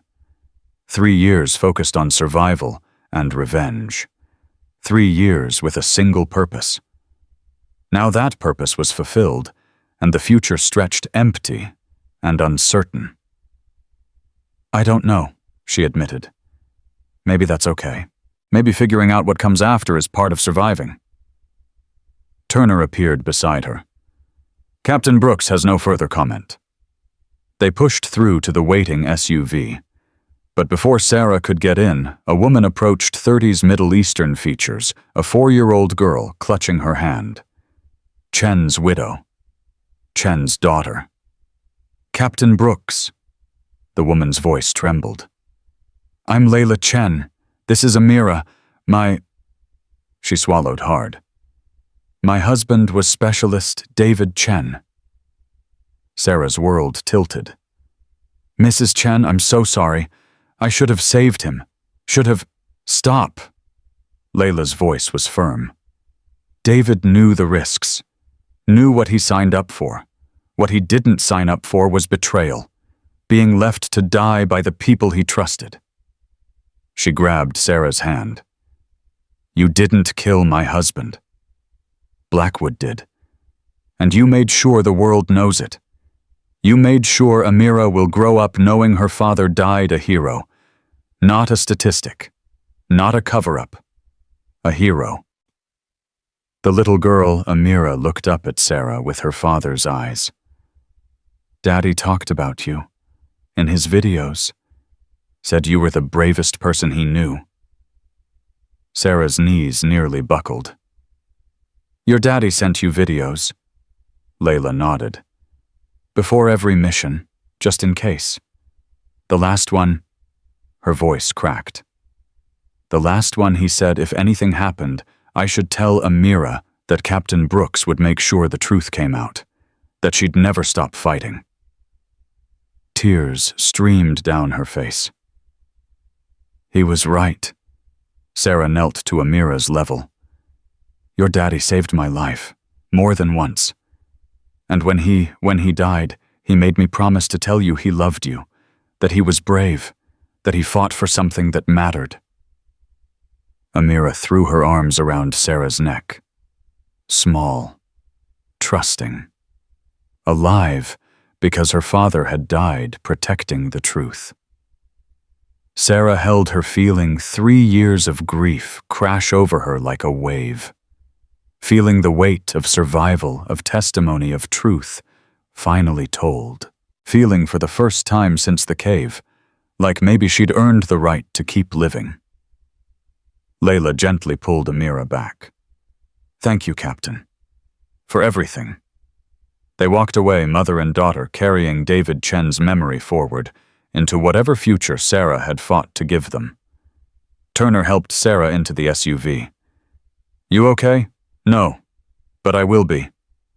The motorcade pulled away from the Capitol. Sarah watched Washington blur past, feeling exhaustion and relief and grief all mixing together. Her phone buzzed. Text from Hayes Blackwood's pleading guilty. Taking a deal to avoid trial. Life in military prison, no parole. Conspiracy charges against the others are sticking. It's over. Over. The word felt impossible. 3 years of fighting, and it ended with a text message. Another text, this one from Jake news outlets, are calling it the biggest military scandal in history. Phoenix Squadron trending #1 worldwide. 7 million people watched your testimony live. The truth is out, Sarah. It's really out. Sarah leaned back against the seat, closed her eyes. Felt the ghost of Chen's hand in hers, Martinez's voice in her ear, Park's determination in her spine. They know, she whispered to the dead. Everyone knows what you did, what you sacrificed, what you meant. Turner's hand found hers. What now? Sarah opened her eyes, looked at her friend, her sister in survival, her fellow ghost. Now we figure out how to live.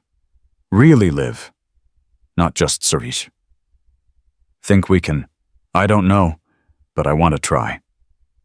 The SUV carried them through D.C. traffic, through the city where their testimony had shattered a conspiracy, where their truth had finally been heard, where Phoenix Squadron had risen one last time.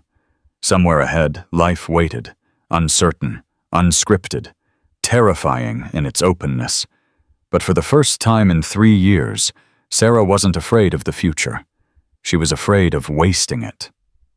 The hotel room that night felt different, quieter, lighter. Sarah stood at the window again, but this time Turner stood beside her. Hayes offered us positions, Turner said. Training command, new protocols for classified operations, oversight reforms. Says Phoenix Squadron could help make sure this never happens again. What did you say? I said I'd think about it. What about you? Sarah was quiet for a long moment. I spent 3 years hiding. 3 more fighting. Maybe it's time to actually live. See what normal feels like. You think we can do normal? Probably not. But maybe we can find our own version of it. Her phone rang. Unknown number. She almost didn't answer, but something made her pick up. A voice she didn't recognize. Male. Older. Shaking. Captain Brooks, my name is Thomas Rodriguez. Lieutenant Carlos Rodriguez was my son. Sarah's breath caught. Another family. Another piece of her dead team reaching through time. Mr. Rodriguez, your son was the best officer I ever served with. The Army told me he died in combat. Honorable death. They gave me a flag and condolences and told me the details were classified. His voice broke. But you told me how he really died, what he was really fighting for. And I need you to know. He paused, gathering himself. I need you to know that it matters. That finally knowing the truth, it hurts. But it matters. I'm sorry I couldn't save him. You saved his honor. You saved his memory. You made sure the world knows he died for something real. Thomas Rodriguez's voice steadied. My son believed in you, Captain. Believed you'd make it out. Believed you'd tell the truth. And you did. You absolutely did. The call ended. Sarah stared at the phone, feeling the weight of 7 families, 7 sets of parents and spouses and children, all trying to process betrayal and loss and truth revealed too late. How many more calls like that? Turner asked. As many as it takes. They deserve answers. They deserve to hear from someone who was there. And what about you? What do you deserve? Sarah looked at her friend. I deserve to honor them. By living. By making their sacrifice mean something. By not wasting the life they died to protect. Turner pulled her into a hug. Then that's what we'll do. Together. Phoenix Squadron didn't end in that cave. It transformed. And now we figure out what comes next. They stood together in the quiet room, 2 survivors carrying 7 ghosts, carrying truth that had finally been told, carrying the weight of testimony that had shattered a conspiracy. Outside, Washington slept. Inside, Sarah felt something she hadn't felt in 3 years. Peace. Not complete. Never complete. The nightmares would still come. The memories would still hurt. The guilt of survival would still whisper in dark moments. But underneath it all, something new. Purpose. Phoenix Squadron had risen from ashes, had spoken truth to power, had made sure betrayal couldn't hide forever, and now finally they could rest. Not by dying, by living. Sarah turned from the window, turned toward whatever came next, carrying her dead team with her, not as burden, but as strength. The fire had burned. The truth had risen. And Phoenix Squadron, dead, buried, resurrected, had finally come home. 6 weeks after the testimony, Sarah stood in front of a mirror she barely recognized. The dress uniform fit perfectly tailored pressed metals aligned with precision. But the woman wearing it felt like a stranger. Captain Sarah Brooks' Medal of Honor recipient looked back at her with eyes that had seen too much and survived anyway. You ready? Turner appeared in the doorway wearing her own dress uniform. The scar across her cheek had faded but never disappeared. Neither of them wanted it to. Scars were proof. Proof they'd survived. Proof the past was real. No. Sarah's hands shook, adjusting her collar. How do you accept a medal for surviving when 6 people died? How do you stand there and let them call you a hero when you couldn't save your team? Turner crossed the room. stilled Sarah's hands with her own. You accept it for them. Because they can't. Because their families need to see that sacrifice is honored. That their deaths meant something. Did they mean something? Sarah's voice cracked. Blackwood's in prison, sure. The conspiracy's exposed. But Chen's still dead. Martinez's daughter still grows up without a father. Parks, stop! Turner's grip tightened. You're doing it again. Carrying weight that isn't yours. Blackwood killed them. The system failed them. You survived them. Those are different things. Sarah pulled away, moved to the window. The White House lawn stretched below, preparations underway for the ceremony. Chairs arranged, press positioned, families gathering. 6 empty chairs in the front row, one for each fallen member of Phoenix Squadron. Her phone buzzed. Message from Jake Media. Estimate 50 million watching live. Biggest Medal of Honor ceremony in decades. You're about to become the most famous soldier in America. Another message from David Park. My brother would have hated the attention, but he would have loved that the truth came out. Thank you for carrying his memory. A knock at the door. Hayes entered, 3 stars, gleaming face, unreadable. 5 minutes, Captain. The President's ready. Sarah turned. General, I need to ask you something, and I need the truth. Hayes nodded. Always. Did you know? When you recommended me for Phoenix Squadron, did you know Blackwood was dirty? Hayes was quiet for a long moment. When she spoke, her voice carried the weight of command decisions and their consequences. I suspected, had pieces of evidence patterns that suggested corruption, but I didn't know the depth, didn't know he'd go so far as to murder an entire team. She met Sarah's eyes. I recommended Phoenix Squadron because you were the best, because I thought if something went wrong, you'd be the ones to survive it and expose it. I was half right. You used us as bait. I used you as soldiers, gave you a mission that needed doing and trusted you'd complete it. What Blackwood did, that's on him, not you, not me. Though I carry it anyway. Hayes's voice hardened. I spent 3 years thinking I'd gotten you all killed. 3 years building a case with no witnesses, no survivors, no proof beyond circumstantial evidence. And then you walked into Fort Braxton and I knew we finally had a chance to burn it all down. Sarah studied the general's face, seeing the guilt there, the years of carrying dead soldiers. You could have told me, could have warned me what I was walking into. If I had, would you have trusted anyone? Would you have worked with my team? Would you have testified? Hayes shook her head. You needed to discover the truth yourself. Needed to own it. That's what made your testimony devastating. That's what broke Blackwood. Not a general with an agenda, but a survivor telling an unscripted truth. The calculation was cold, tactical. Exactly what Sarah would have done in Hayes's position. That didn't make it easier to swallow. Did it work? Was it worth it? Hayes gestured to the window to the ceremony below. 47 officers have been court-martialed. 16 defense contractors face federal charges. Congress passed the Phoenix Accountability Act, new oversight for classified operations protection for whistleblowers' independent review boards. The system that failed you is being rebuilt from the ground up. She paused.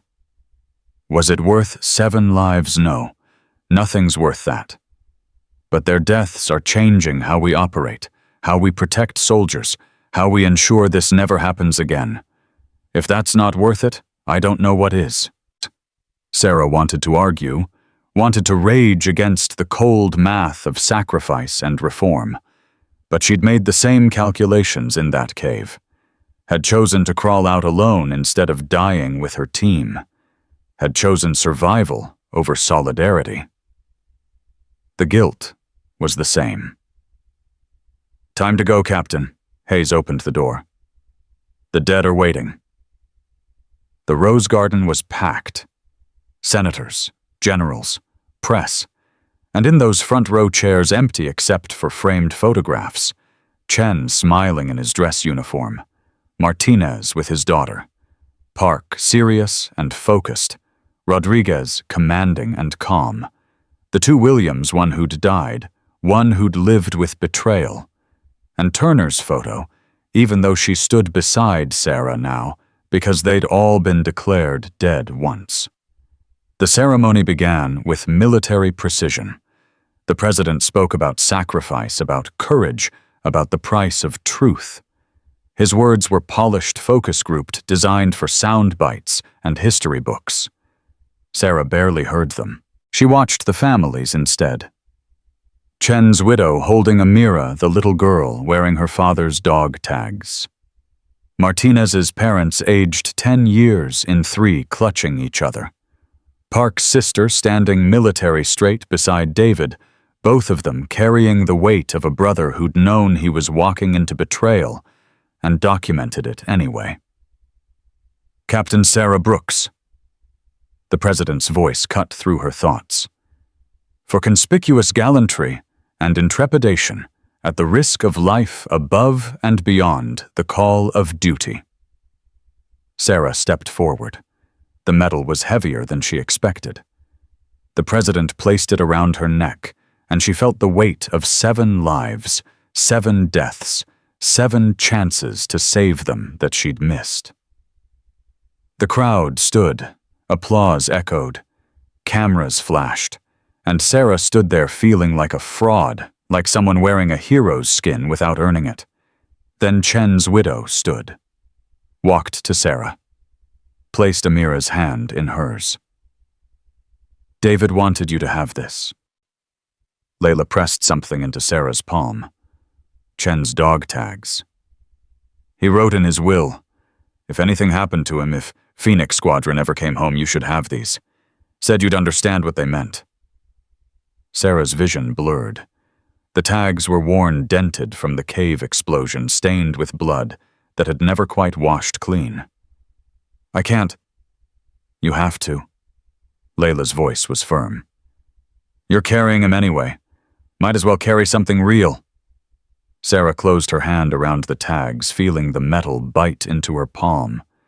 Feeling Chen's presence, his sacrifice, his choice to take that bullet so she could live. The ceremony continued. Turner received her medal. David Park accepted his brothers posthumously. Each name called, each photograph honored, each empty chair a reminder of the cost. When it ended, the families approached. One by one, each with words that cut deeper than any wound Sarah had taken in Afghanistan. Martinez's mother grabbed her face. My son's last letter, the one we received after he died, he wrote about you, said you were the kind of leader who made soldiers believe dying for something actually mattered. Said if he didn't make it, you would. And you did. You absolutely did. Rodriguez's father shook her hand with a grip that trembled. My son was career military, 20 years. He knew the risks. What he didn't know was that the enemy would be wearing the same uniform. You exposed that. You made sure his death revealed the rot. That's everything. Park's sister, quiet, composed, younger than her brother by a decade, spoke with controlled fury. My brother spent his entire life trying to do the right thing, and it got him killed by people he trusted. But you... Her voice cracked. You made sure the right thing still mattered. Made sure his evidence, his sacrifice, his life counted for something. Thank you doesn't cover it, but thank you. Each conversation was a blade. Each gratitude a weight. By the time the last family left, Sarah could barely stand. The press wanted interviews. She gave them. Answered questions about survival and testimony and justice. Said the right things. Gave them sound bites about honor and sacrifice and the importance of truth. Played the role of hero because that's what everyone needed. But inside she was screaming. The hotel room that night was silent. Turner sat on the bed, medal still around her neck, staring at nothing. You feel it too? Sarah asked. The weight, the guilt, the sense that we're frauds collecting honors for just not dying. Turner's laugh was bitter. Yeah, I feel it. Sarah sat beside her. Chen's widow gave me his dog tags, said he wanted me to have them, like some kind of, I don't know, passing the torch moment. What did you say? I said I didn't deserve them. She said I was carrying him anyway, might as well carry something real. Sarah pulled the tags from her pocket. But here's the thing. I'm not sure I'm carrying them. I think I'm trying to bury them. Bury the guilt. Bury the responsibility. Bury everything that hurts. Turner took the tags, examined them. Chen was my friend. We deployed together twice before Phoenix. He had this saying, guilt is just love with nowhere to go. Used to say it every time we lost someone. Every time the mission cost more than we wanted to pay. What's it mean? It means you feel guilty because you loved them, because you wanted them to live, because losing them carved a hole you can't fill. Turner handed back the tags. And it means the guilt isn't the problem. It's proof you're still human, that 3 years of hell didn't kill the part of you that cares. Sarah closed her hand around the tags. I don't know how to move forward, don't know how to build a life when this, she gestured to the medal on the table, is what defines me now. Phoenix Squadron survivor, the one who made it, the one who testified. How do you be anything else after that? Maybe you don't. Maybe Phoenix Squadron is part of who you are forever, but it doesn't have to be all of who you are. Turner stood crossed to the window. Hayes offered us those training positions, said we could help build the new oversight system, make sure the next Phoenix Squadron doesn't get betrayed. You thinking about taking it? I'm thinking about what Martinez told me the night before we deployed. Said if anything happened, if he didn't make it, I should find something worth fighting for and never let go. Turner turned from the window. Maybe this is it. Maybe making sure their deaths change the system is worth fighting for. Sarah considered it. Spent 3 years fighting for survival. Another few months fighting for justice. Maybe fighting for reform, for change for the future. Maybe that was the next battlefield. Her phone rang. Unknown number. She was getting used to those. Captain Brooks. A woman's voice. Young, uncertain. My name is Emily Williams. Sergeant Jackson Williams was my father. Sarah's blood went cold. Williams. The sergeant who'd followed Blackwood's orders, who'd helped bury Phoenix Squadron, who'd testified and broken under the weight of what he'd done. I'm listening. My father, he's in prison, court-martialed for his role in the conspiracy, and The woman's voice shook. I don't know if I should hate you or thank you. You destroyed my father's life, but you also showed me who he really was, what he'd done, and I don't know how to process that. Sarah closed her eyes. Another casualty. Another life broken by Blackwood's conspiracy. Your father made a choice, followed illegal orders, helped murder 7 people. That's on him. I know, but he was also my dad, the guy who taught me to ride a bike, who helped with homework, who told me he was serving something bigger than himself. Emily's voice cracked. How do I reconcile those things? How do I love the father who raised me and hate the soldier who betrayed you? The question hung in the air. Sarah had no answer. Couldn't tell this woman how to carry the weight of a father's crimes while holding on to the memory of his love. I don't know, Sarah admitted. I don't know how you do that. But I know your father is living with what he did. Know he's paying the price. And I know, she paused, searching for words. I know that people are complicated, that good people can do terrible things, that doesn't excuse it, doesn't forgive it, but it's true. Do you hate him?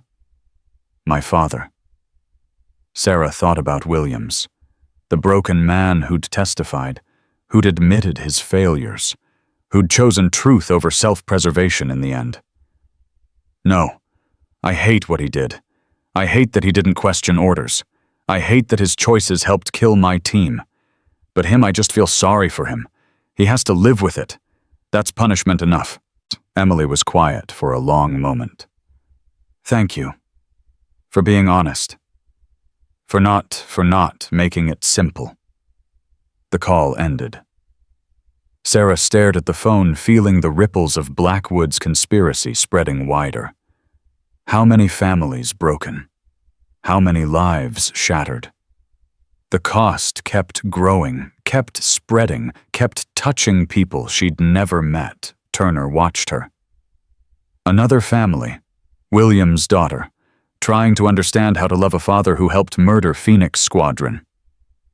What did you tell her? The truth, that it's complicated, that people contain multitudes, that hate and love can exist in the same space. Sarah stood, restless energy demanding movement. But here's what I didn't tell her. I didn't tell her that I understand, that I know what it's like to love someone who failed you, to carry the weight of their choices. You talking about Williams or yourself? Sarah turned. Both. All of us. We all failed someone. Williams failed Phoenix Squadron. I failed my team by surviving. Hayes failed us by suspecting Blackwood, but sending us anyway. We're all carrying someone else's death and our own guilt. So what do we do with that? We make it mean something. We take the training positions. We build the new system. We make sure the next generation of soldiers has better oversight, better protection, better chances. Sarah's voice hardened. We turn our guilt into something useful, because that's all we've got. Turner smiled, sad understanding. When do we start? Tomorrow. Hayes wants us at the Pentagon. Said there's a task force being assembled. Phoenix Accountability Implementation Team. They want us to lead it. Us leading a Pentagon task force. 2 soldiers who spent 3 years dead. 2 soldiers who know exactly what happens when the system fails. Who better to fix it? The next morning they stood in Hayes's office. The general looked tired, 3 years of investigation testimony reform taking their toll. Glad you're taking the positions. The task force needs credibility, needs faces the public trusts, needs Phoenix Squadron's authority. Hayes pulled up schematics on her screen. We're restructuring oversight for classified operations, independent review boards, mandatory rotation for commanding officers, financial audits, whistleblower protections, everything we should have had 3 years ago. Sarah studied the documents. This is comprehensive. This could actually work. It has to work. Congress is watching. The public is watching. Phoenix Squadron exposed the rot. Now we have to prove we can cut it out and build something better. Hayes looked at them. But it won't be easy. You'll face resistance. Officers who think oversight is weakness. Contractors who profit from the old system. Politicians who want this buried and forgotten. Let them resist. Turner's voice was steel. We've faced worse than bureaucrats and lobbyists. Have you? Hayes leaned forward. Because this is a different kind of war. No bullets, no explosions. Just endless meetings and policy fights and political maneuvering. It's death by 1,000 paper cuts. And it's exhausting in ways combat never is. Sarah met her eyes. We survived a cave-in. Survived betrayal. Survived 3 years of hell. I think we can handle some meetings. Hayes smiled. All right. Your first assignment testimony before the House Armed Services Committee. They want to understand the reforms, want Phoenix Squadron to explain why the changes matter. More testimony. Great. Turner's voice dripped sarcasm. It's what you signed up for, being the face of reform, being the reminder of what happens when systems fail. Hayes stood. You saved yourselves in Afghanistan. You exposed the conspiracy in D.C. Now you save the next generation of soldiers. That's the mission. They left Hayes' office and walked through the Pentagon's corridors. Military personnel stopped, stared, whispered. Phoenix Squadron. The survivors. The ones who'd taken down Blackwood. Sarah felt the weight of recognition, of being a symbol, of representing something bigger than herself. "You think we can do this?" Turner asked. "Actually change the system?" "I think we have to try. Because if we don't, if we just take our medals and disappear, then what was it all for? Chen died for nothing. Martinez bled out for nothing. Park's evidence meant nothing. And if we fail, if the reforms don't stick, if 10 years from now, another Phoenix Squadron gets betrayed." Sarah stopped walking, turned to face her friend. "Then we make sure the next survivors know how to fight back, how to expose it, how to make the truth matter. We create a blueprint for resistance. Because that's what Phoenix Squadron really is now, not a team, but a promise. A promise that betrayal doesn't go unanswered, that lies don't stay buried, that the dead get justice even if it takes years." Turner nodded slowly. "A promise. I like that." They continued walking, two ghosts moving through halls of power, carrying the weight of fallen teammates and the responsibility of reform. Sarah's phone buzzed. Message from Jake. Got the digital infrastructure set up for the task force. Secure communications, encrypted files, whistleblower submission portal. We're ready to go live. Another message from David Park journalism class at Georgetown wants to interview you. Story about how investigative evidence can change policy. You interested? Another from Layla Chen. Amira asked if you could come to her birthday party next month. She wants to show you her daddy's picture. Says you're the only one who really knew him. Each message a thread. Each thread connecting Sarah to a future she hadn't planned. A life beyond survival. Beyond revenge. Beyond testimony. A life of purpose. That afternoon, they met with the task force, 15 officers and civilians assembled to rebuild oversight. Faces Sarah didn't know, agendas she didn't trust, politics she didn't understand. But when she stood to speak, when she told them about Chen taking a bullet, and Martinez holding the line, and Park documenting betrayal with his dying breaths, the room went silent. "This isn't about policy," Sarah said. "It's about soldiers, real people with families and futures and the right to trust their chain of command. Blackwood took that from Phoenix Squadron.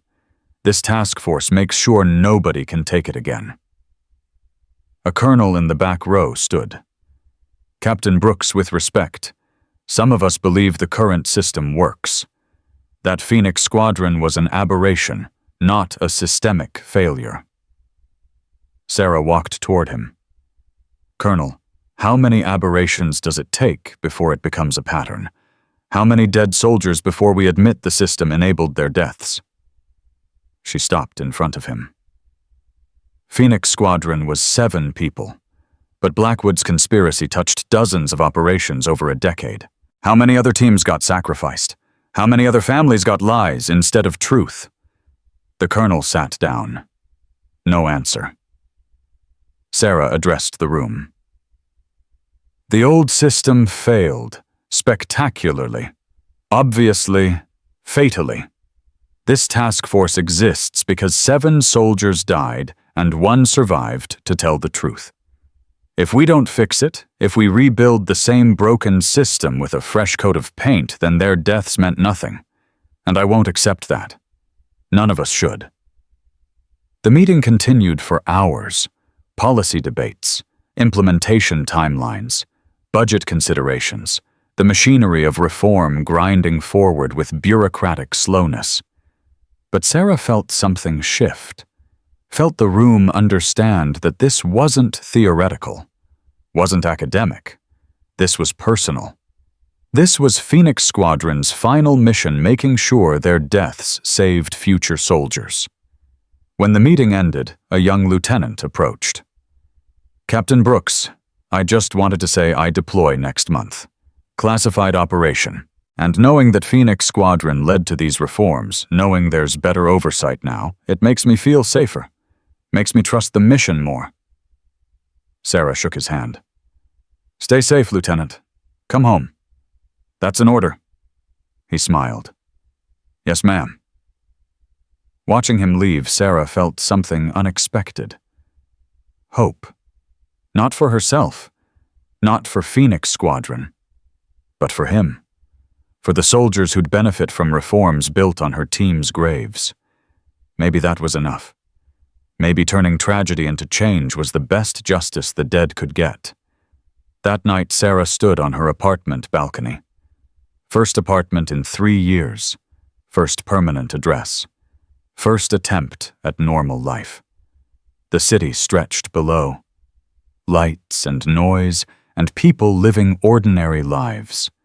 Lives Phoenix Squadron had died to protect, even if they'd never know it. Turner joined her 2 beers in hand.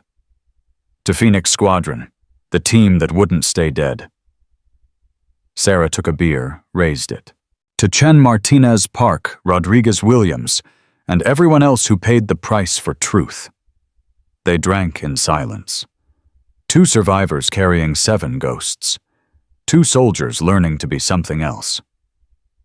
"You think they'd be proud?" Turner asked. "Of what we're doing? The reforms, the task force, all of it." Sarah thought about Chen's smile, Martinez's determination, Park's methodical planning. "Yeah, I think they would. I think they'd say we're finally finishing the mission, finally making their sacrifice count for something." "And what about us? Are we proud?" Sarah looked at the medal sitting on her table inside, the weight she'd carry forever. "I don't know about proud, but I'm not ashamed anymore. Not of surviving, not of testifying, not of fighting back." She turned to Turner. "We lived, and we're making that mean something. That's all we can do." Turner clinked her beer against Sarah's. "To making it mean something. To making it mean something." They stood together as the city lived and breathed around them. 2 ghosts learning to haunt the living in useful ways. 2 survivors building futures on the foundation of their fallen friends. Phoenix Squadron had risen from ashes, had burned away corruption, had rebuilt itself into something new, not a team, but a legacy. A promise, a guarantee that sacrifice would never be forgotten or wasted. And Sarah. Captain Sarah Brooks, survivor, testifier, reformer, stood ready to spend the rest of her life making sure that promise held. The dead deserved nothing less. 3 years after the testimony, Sarah stood in front of Fort Braxton's newest building, the Phoenix Memorial Training Center. The sign gleamed in morning sun, 7 names etched in bronze below it. Chen, Martinez, Park, Rodriguez, Williams, Turner, Brooks. The last 2 names still breathing, still fighting but honored alongside the dead because they'd earned it. The dedication ceremony was smaller than the Medal of Honor event. Intentional. This wasn't about spectacle. This was about soldiers training soldiers, about making sure the next generation learned from Phoenix Squadron's sacrifice. General Hayes approached 4 stars, now her promotion earned through the successful implementation of reforms. "Ready for your first class, Captain." Sarah wasn't a captain anymore. The promotion to major had come 6 months ago, along with command of the training center. But old habits died hard, and Hayes still slipped into previous ranks. "Ready as I'll ever be, though I'm not sure I'm qualified to teach anyone anything except how to survive betrayal and crawl through caves." Hayes smiled grimly. "That's exactly what they need to learn. How to recognize corruption, how to question illegal orders, how to survive when the system fails. She handed Sarah a tablet. Your first class 40 recruits, average age 22. They requested you specifically, said they wanted to learn from Phoenix Squadron. Sarah took the tablet, scanned the roster. 40 names, 40 futures, 40 chances to get it right. What if I can't do this? What if I fail them the way... She stopped herself, but Hayes heard the unspoken words anyway. The way you think you failed your team. Hayes shook her head. Sarah, you've spent 3 years turning guilt into purpose. 3 years building reforms that have already saved lives. 2 classified operations were halted last month because the new oversight protocols flagged corruption. 2 teams that would have walked into kill boxes are still alive because Phoenix Squadron exposed the rot. 2 teams we know about. How many more are there? How many operations still running dirty? Fewer than before, and every day fewer still. Because of you. Because of Turner. Because of the task force. Hayes gripped her shoulder. You can't save everyone, but you can teach these 40 soldiers how to save themselves. That's the mission now. Sarah nodded, knowing Hayes was right, but feeling the weight anyway. 3 years of testimony policy fights, implementation battles. 3 years of turning Phoenix Squadron from a tragedy into a training doctrine. And now she had to look soldiers in the eye and teach them that trust could be fatal. The first class assembled in a lecture hall that still smelled like fresh paint. 40 faces, young and eager, looking at Sarah like she held answers instead of scars. She stood at the front, Turner beside her. They'd designed this course together, survival ethics and command accountability. Bureaucratic title for a simple concept, how to stay alive when your own side wants you dead. Phoenix Squadron was betrayed. Sarah began. No preamble, no warm-up. Sent into Afghanistan to die because we knew too much. 7 soldiers walked into that valley. 1 walked out. The question you need to answer over the next 12 weeks is simple. Which one would you be? A hand shot up. Young private couldn't be more than 19. Ma'am, wouldn't the answer be all of us? We'd all fight to survive, right? Wrong. Turner's voice cut sharp. Survival isn't about fighting. It's about choices. Chen chose to take a bullet for Captain Brooks.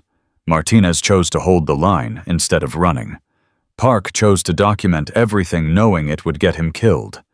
They chose their team over their survival. So the question isn't, would you fight? It's what would you choose? Sarah pulled up a tactical map on the screen. Coast Province, the valley where Phoenix Squadron died. This was our operational area. Intelligence said minimal enemy presence, extraction guaranteed, air support on standby, everything textbook. She zoomed in on the coordinates tattooed on her back. This is where we found the asset. And this, she marked a spot 2 clicks away. This is where the ambush hit. The room was silent. Sarah continued. The first sign something was wrong, our air support delayed. Second sign, radio interference. Third sign, the asset himself telling us we'd been sent to die. She looked at the class. How many signs of betrayal do you need before you act? Another recruit spoke up. Ma'am, we're trained to follow orders, to trust our command structure. If we question everything, then you might live long enough to be right. Sarah's voice hardened. Yes, you're trained to follow orders, but you're also human beings with instincts that evolution spent millions of years perfecting. When those instincts scream danger, when the mission feels wrong, when your commanding officer's orders don't match the tactical reality, you have a choice. Blind obedience or survival. But that's insubordination. Insubordination keeps you alive. Court-martial keeps you alive. Questioning orders keeps you alive. Turner stepped forward. You know what doesn't keep you alive? Following illegal orders from corrupt officers who'd rather bury you than expose their crimes. Sarah pulled up another slide. Financial records, Blackwood's offshore accounts, the money trail that had bought Phoenix Squadron's deaths. This is what killed my team. Not enemy action, not tactical failure. Greed, and a command structure so broken that 7 decorated soldiers could be sacrificed without anyone noticing until it was too late. She faced the class. The Phoenix Accountability Act fixed some of that. Oversight boards, financial audits, whistleblower protections. But no system is perfect, which means you, every one of you, need to be the last line of defense. You need to recognize corruption. Question suspicious orders. Trust your instincts even when it costs your career. A female recruit in the back raised her hand. Major Brooks, you said one person survived, but there's 2 of you standing here. How? Turner answered. I was listed KIA with the others. Spent 3 years in hiding, same as Captain Major Brooks. The difference is she had the courage to come forward, to expose what happened. I followed her lead. So you both survived the cave? No. Sarah's voice went quiet. I survived the cave. Dr. Turner survived the initial ambush but was captured. Spent 6 months in an insurgent camp before escaping. We both made it back to the States separately. Both hid. Both were too afraid to come forward until... She paused, feeling the moment that had changed everything. Until I realized fear was exactly what Blackwood wanted. That silence was complicity. That the only way to honor the dead was to make their deaths mean something. The class absorbed this. Sarah could see the calculations happening, the same ones she'd made 3 years ago. Risk versus reward. Truth versus safety. Justice versus survival. Over the next 12 weeks, Sarah continued, you'll learn tactical skills, advanced combat training, intelligence analysis, but more importantly, you'll learn how to recognize the signs of corruption, how to document evidence, how to report up the chain and outside the chain, how to survive not just the enemy in front of you, but the betrayal behind you. She dismissed the class. They filed out, whispering, processing. Sarah watched them go, feeling the weight of responsibility. These soldiers were trusting her to prepare them, to arm them with knowledge that might save their lives. Turner waited until the room was empty. You think they get it? Really understand what we're teaching? They understand the theory, the practice that comes when they're in the field facing real corruption, making real choices. Sarah sat on the desk, exhausted already. I just hope we're giving them enough knowledge, enough courage, enough examples of what to do when the system fails. We're giving them Phoenix Squadron, the full story, the betrayal, the survival, the justice. That's more than we had. Sarah's phone buzzed. Message from Jake, now a civilian contractor working on the task force's digital infrastructure, new whistleblower submission, classified operation in Syria, financial irregularities. Sounds familiar? You want to review, Sarah, showed Turner. It's starting again. Different players, same game. Then we do what we did before. Investigate, expose, reform. How many times, though? How many conspiracies do we have to uncover? How many Blackwoods are out there? Turner's face was grim. As many as it takes. For as long as it takes. That's the mission now. Sarah forwarded the information to Hayes with a flag for immediate review. The machinery of oversight grinding into action. The system Phoenix Squadron had died to create, now catching corruption before it killed soldiers. That evening, Sarah drove to Arlington National Cemetery. She made this trip once a month, same day, same time. A ritual, a promise. Chen's grave was simple, standard military headstone. But his widow had added a photograph Chen smiling, holding baby Amira. Sarah placed fresh flowers, same as always. Amira's 8 now, she told the stone. Smart as hell. Wants to be a doctor like her dad. Layla's doing good. Remarried last year. Good guy. Treats Amira like his own. She paused, feeling the familiar ache. I'm teaching soldiers now, Chen. Teaching them how to recognize what you couldn't. How to survive what we didn't. Hope I'm doing it right? Martinez's grave was next. Sarah placed a small toy soldier beside the flowers. Your daughter's 12, playing softball. Got your arm pitched a no-hitter last month. Your parents sent me the video. She's got your fire, Martinez. Your determination. She's going to be something special. Park's grave carried technical manuals, updated editions of the intelligence texts he'd loved. David's teaching at Georgetown now. Intelligence analysis. Using your case as the primary example of how documentation can change everything. Your evidence is saving lives, Park. Every day. Every investigation. You're still in the fight. The others followed. Rodriguez.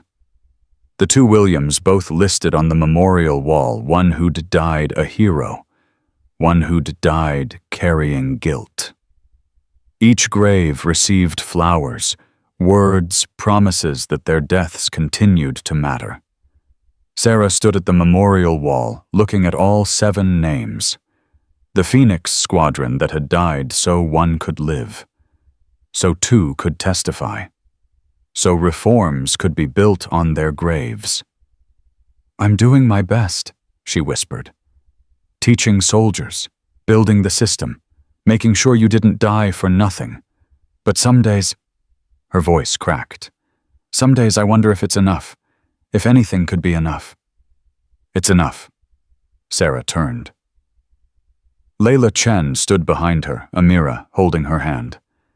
The girl was 8 now, her father's eyes and her mother's strength. How long have you been here? Sarah asked. Long enough to hear you doubt yourself. Long enough to know you're still carrying them. Layla moved closer.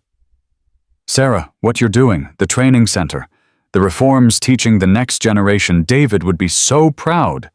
They all would. Amira stepped forward, solemn and certain. Mommy says you saved Daddy's memory. Made sure people know he was a hero. Sarah knelt to the girl's level.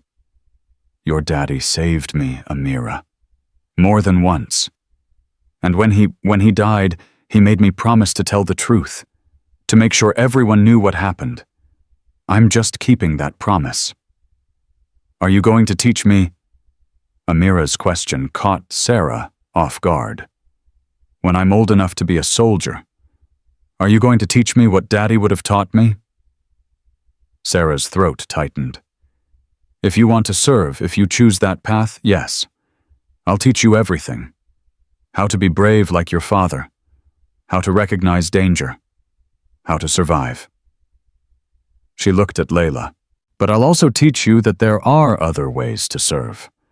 Other ways to honor his memory. You don't have to be a soldier to make a difference. Amira considered this.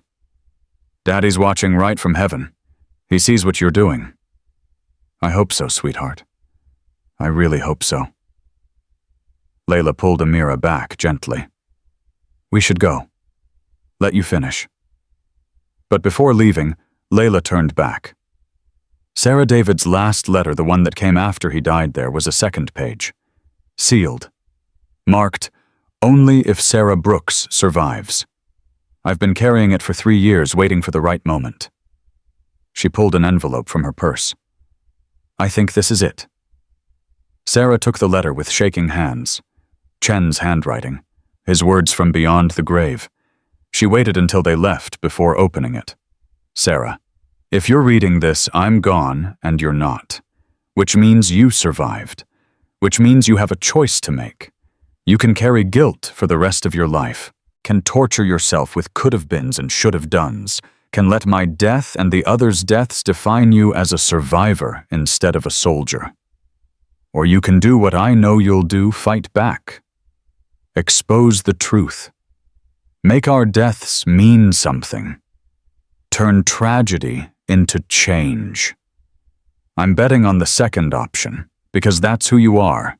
That's who you've always been. The soldier who doesn't quit, who doesn't accept defeat, who turns every setback into ammunition for the next fight. Don't mourn me, Sarah.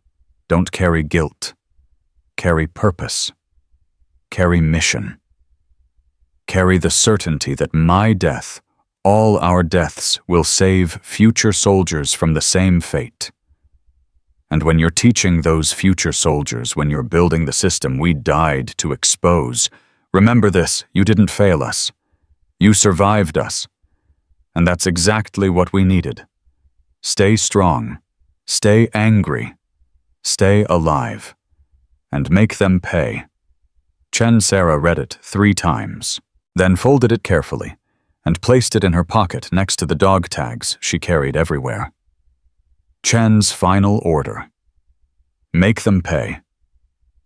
She'd done that. Blackwood in prison, conspiracy exposed, reforms implemented. But the fight wasn't over, would never be over. Because corruption was a hydra cut off one head, 2 more grew back. Her phone rang. Hayes. Sarah, we have a situation. That Syria operation Jake flagged, it's bigger than we thought. 3-star general involved, defense contractors, Congressional Oversight Committee chair. It's Blackwood all over again. Sarah's voice hardened. Different faces, same corruption. Worse, the scale is bigger, the cover-up more sophisticated, and they've learned from Blackwood's mistakes. They're not leaving survivors. Sarah looked at the memorial wall, at 7 names that had started this fight. Then we don't give them survivors to eliminate. We blow it open now. Public, loud, impossible to bury. That's risky. That's if we move too fast. If we move too slow, soldiers die, just like Phoenix Squadron. Sarah started walking toward her car. Assemble the task force. Contact the journalist Patricia Chen, the one who broke our story, and get me everything Jake found. Every document, every transaction, every piece of evidence. You're sure about this? Sarah thought about Chen's letter, about the promise she'd made, about the soldiers in her classroom who deserved better than what Phoenix Squadron got. I've never been more sure of anything. This is what we do now. This is the mission. We find the corruption, we expose it, and we make sure no one else dies for someone else's greed. She hung up and drove to the training center. Turner was still there, reviewing lesson plans. We've got another one, Sarah said without preamble. Syria. 3-star general. Same pattern as Blackwood. Turner's face went hard. Then we take them down. Same as before. It won't be the same. They know our playbook now. Know how we exposed Blackwood. They'll be ready. So we adapt. We evolve. We hit them where they don't expect. Turner stood. That's what Phoenix Squadron does. We rise from ashes stronger than before. Sarah pulled out her phone, started making calls. Jake first. I need everything on that Syria operation. Every byte of data, every connection, every vulnerability. Then Hayes. Emergency task force meeting. Tonight, Pentagon, everyone involved in Phoenix reforms. Then Patricia Chen. I've got your next story. Bigger than Blackwood. You interested? Each call a weapon. Each connection a tool. Each person a soldier in this new kind of war. By midnight, the team assembled. Jake with his laptops and evidence. Hayes with her authority and connections. Patricia Chen with her platform and determination. Turner with her experience and rage. David Park with his brother's legacy and technical skills. And Sarah with her scars and her mission, and her absolute refusal to let another Phoenix Squadron die in silence. Here's what we know. Jake began pulling up financial records. General Richard Thornton, 30-year career, currently overseeing classified operations in Syria, and he's siphoning funds through the same shell companies Blackwood used. Different accounts, same structure. Patricia Chen took notes furiously. How much money? $2 billion over 18 months. Weapons deals with non-state actors. Intelligence sold to foreign governments. And Jake's voice dropped. 3 operations compromised. 12 soldiers dead in the last 6 months. All classified. All buried. The room went silent. 12 soldiers. 12 Phoenix Squadrons that didn't survive. Sarah felt rage building. The same rage that had driven her out of that cave. The same rage that had pushed her to testify. The same rage that had built these reforms. "We expose him," she said. "Full investigation, media coverage, public hearings. We do to Thornton what we did to Blackwood, but faster, harder, with everything we've learned." Hayes shook her head. "Thornton has protection.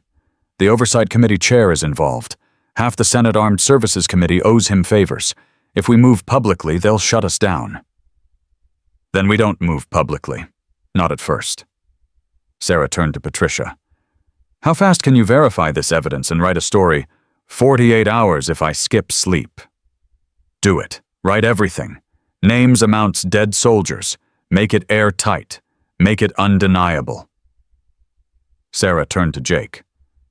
"I need you to build another dead man's switch. Everything we've got on Thornton uploaded to multiple servers. If they try to shut us down, if anything happens to any of us, it auto-releases. Same as Phoenix Squadron. Exactly the same. Because they'll try to bury us again, and this time we're ready." Turner spoke up. "What about the soldiers currently deployed under Thornton? The ones in active operations?" Sarah hadn't thought of that. Active operations meant active danger. Soldiers in the field right now possibly walking into ambushes, possibly being sacrificed the way Phoenix Squadron had been. "Hayes, can you pull them out? Emergency recall. Some kind of safety protocol." Hayes grimaced. "Not without tipping Thornton off. Not without evidence substantial enough to override a 3-star general's authority." "Then we get that evidence. Tonight. Whatever it takes." Sarah looked around the room. "Phoenix Squadron died because we weren't fast enough. Weren't smart enough. Weren't protected enough. We've spent 3 years building a system to prevent that. Now we test it. Now we prove it works." The next 48 hours blurred together. Jake hacked financial databases, building an airtight case. Patricia interviewed sources, confirmed evidence, wrote a story that would end careers. Hayes navigated Pentagon politics building support for investigation. David analyzed intelligence reports, finding patterns of compromise. And Sarah contacted every soldier she'd trained. Every recruit who'd passed through Phoenix Memorial Training Center. Every person who'd learned to recognize corruption. "Trust your instincts," she told them. "If your mission feels wrong, if orders don't match tactical reality, if you suspect compromise, report it. Use the whistleblower protocols. Document everything. And know that Phoenix Squadron has your back." Responses came flooding in. 3 soldiers flagged irregularities in their current operations. 2 more reported suspicious orders. 1 stationed in Syria under Thornton's command sent encrypted video of contractors coordinating with insurgents. The evidence mounted. Undeniable. Devastating. Exactly what they needed. On hour 47, Patricia's story went live. Front page of the New York Times. Digital edition exploding across social media. Phoenix Squadron rises again. 3-star general faces treason charges as new conspiracy exposed. The story detailed everything. Thornton's corruption, the dead soldiers, the ongoing operations at risk, the evidence Phoenix Squadron's oversight system had uncovered. And it included one critical element, Sarah's statement. 3 years ago, Phoenix Squadron died because the system failed to protect us. Today, that system caught corruption before it could kill more soldiers. General Thornton will face justice. The soldiers currently deployed under his command will be protected. And the reforms built on Phoenix Squadron's graves will continue to save lives. This is why we fought. This is why we survived. This is why we'll never stop. Within hours, Thornton was arrested, his command structure suspended, active operations recalled, soldiers brought home safely. The machinery Sarah had built, the oversight boards, the whistleblower protocols, the investigative frameworks had worked, had caught corruption in real time, had saved lives. Hayes called at 0200 hours. It's done. Thornton's in custody. The soldiers are safe. And Congress is launching a full investigation. Her voice carried something Sarah rarely heard from the general emotion. You did it, Sarah. Phoenix Squadron did it. Saved 12 soldiers from becoming the next ghost story. Sarah stood on her apartment balcony phone, pressed to her ear, feeling 3 years of weight lift slightly. Not completely. Never completely. But enough. We did it, General. All of us. The task force, the reforms, the system we built. She paused. But it's not over. It'll never be over. There'll always be another Blackwood, another Thornton, another conspiracy. Then we'll catch them. Just like this, using the tools Phoenix Squadron sacrifice created. As Sarah hung up and looked at the city lights. Somewhere out there, soldiers slept safely because Phoenix Squadron had survived. Because reforms had worked. Because the dead had been honored with action, not just words. Turner joined her on the balcony. Saw the news. Thornton's going down hard. 12 soldiers are alive because we were faster this time. Smarter. Better prepared. Sarah pulled Chen's letter from her pocket, read it again in the darkness. Chen told me to make them pay, to turn our deaths into purpose. I think, her voice caught. I think we're finally doing that. You were always doing that, from the moment you crawled out of that cave, from the moment you decided to fight back. Turner handed her a beer. To Phoenix Squadron, the team that saved itself and everyone who came after. Sarah took the beer, but didn't drink. No, not just Phoenix Squadron anymore. To every soldier who questions illegal orders, to every whistleblower who exposes corruption, to every person who refuses to let the system fail again. She raised the bottle. To the future, we're building on the past we survived. They drank in silence as dawn broke over Washington. The city waking up to news of another conspiracy exposed. Another general arrested. Another proof that Phoenix Squadron's sacrifice had changed everything. Sarah's phone buzzed. Message from one of her students, the young private, who'd asked if they'd all fight to survive. Major Brooks just saw the news about General Thornton. We caught him because of what you taught us. Because you showed us how to recognize corruption, how to document it, how to report it. Phoenix Squadron saved my life before I even deployed. Thank you. Sarah showed the message to Turner. This is it. This is why Chen died, why Martinez held the line, why Park documented everything. So this private would know how to survive what we didn't. And the next private, and the one after that, and every soldier who learns from Phoenix Squadron's story. Turner smiled, rare genuine. We didn't just survive, Sarah. We won. Not by killing enemies or destroying conspiracies, by teaching the next generation how to protect themselves. Sarah thought about the 40 recruits in her classroom, about the thousands more who'd learned Phoenix Squadron's lessons, about the future built on graves and testimony and reforms that worked. We should get back to the training center. Class starts in 4 hours. 4 hours, you planning to sleep? Sleep's overrated. I've got lesson plans to review, students to prepare, a system to keep building. Sarah headed inside. Phoenix Squadron doesn't rest, Turner. We burn. And we light the way for everyone behind us. They drove to the training center as sun climbed over Fort Braxton, the building Sarah had dedicated, the memorial bearing 7 names, the classroom where 40 soldiers learned to survive in a world where enemies wore friendly faces. Sarah stood at the podium waiting for students to arrive. She touched the dog tags around her neck, Chen's tags worn smooth by 3 years of constant contact. Physical proof that the dead traveled with her, that their sacrifice continued to matter. The students filed in fresh-faced and eager, carrying the weight of expectations and the promise of futures Phoenix Squadron had died to protect. Yesterday, Sarah began.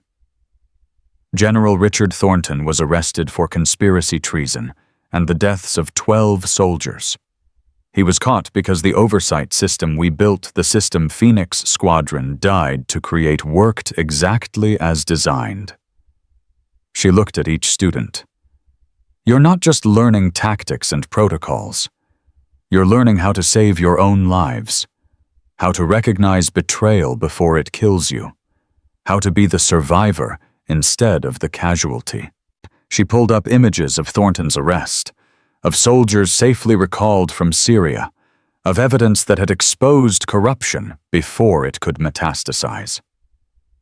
This is the mission now, not fighting enemies on foreign soil, fighting corruption in our own ranks, being the last line of defense when the system fails, being Phoenix Squadron not by dying, but by refusing to let anyone else die the same way.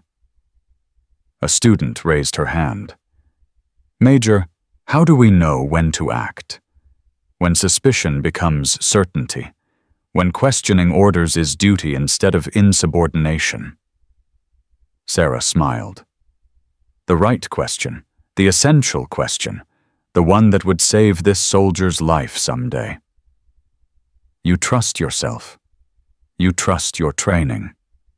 You trust that Phoenix Squadron built these reforms so you'd have support when you needed it. She touched her dog tags. And you remember that 7 people died because they trusted blindly. Don't make that mistake. Question, document, survive, and make damn sure your survival means something. The class continued. Hours of tactical training, ethical scenarios, case studies built on Phoenix Squadron's corpses, each lesson a tool, each example a weapon, each student a future survivor. When class ended, Sarah remained at the podium, alone with ghosts and memories and the weight of promises kept. Her phone buzzed one last time. Message from Layla Chen with a photo attached. Amira wearing her father's dog tags, standing tall, smiling with Chen's smile.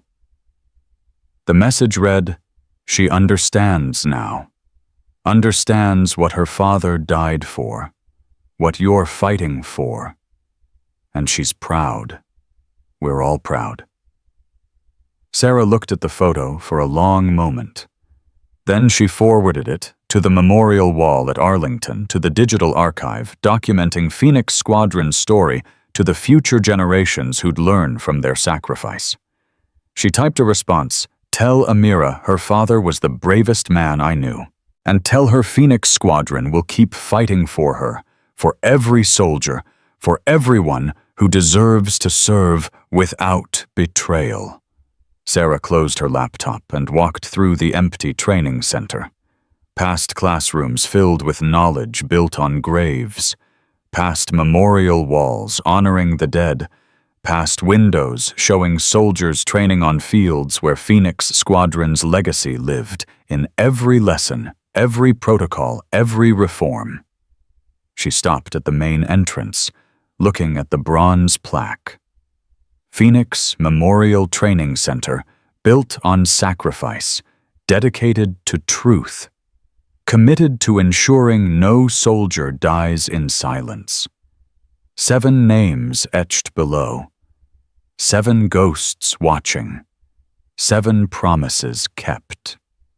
Sarah touched each name, feeling the cool metal under her fingers, feeling the weight of 3 years lifting, feeling purpose crystallize into something permanent and unbreakable. "We did it," she whispered to the dead. "We rose from ashes. We exposed the rot. We built something that saves lives. You didn't die for nothing. You died for this. For every soldier who comes home safely. For every conspiracy we catch. For every future we protect." She stepped outside into sunlight, into a world Phoenix Squadron had changed into a future they'd bought with their blood, and she'd honored with her survival. Turner waited by their car, ready for the next mission. The next fight? The next chapter. "Where to? Major?" Sarah looked back at the training center one last time. At the building that stood as proof that death could birth life, that tragedy could forge purpose, that 7 soldiers could die and save thousands. "Forward," she said. "Always forward. Phoenix Squadron doesn't look back. We burn ahead, lighting the way for everyone behind us." They drove away from Fort Braxton as the sun climbed higher, as another day of training began, as 40 soldiers learned lessons purchased with blood and validated by survival. Phoenix Squadron had died in a cave in Afghanistan, had risen in testimony before Congress, had transformed into reforms that saved lives, had become more than a team, had become a promise, a legacy, a guarantee that betrayal would never go unanswered and sacrifice would never be wasted. And Sarah Brooks, survivor, testifier, teacher, guardian of the dead, carried that promise forward into every tomorrow, ensuring that Phoenix Squadron's fire would burn forever, protecting soldiers she'd never meet, honoring teammates who'd never come home, and proving every single day that some ghosts don't haunt, they save lives. The dead had earned their rest. The living had earned their purpose. And Phoenix Squadron had earned immortality not through death, but through the countless lives saved by the system built on their graves. We don't rise from ashes to burn out quietly. We rise to light the way for others lost in darkness. And that light, born from 7 deaths and 1 survivor's refusal to stay silent, will burn until every soldier comes home safely, until every conspiracy crumbles, until betrayal becomes impossible and sacrifice becomes sacred. Phoenix Squadron didn't end in that cave. It transformed into something eternal, a promise carved in bronze, written in policy taught in classrooms, and lived in every soldier who questions, who documents, who survives, and who refuses to let the system fail again.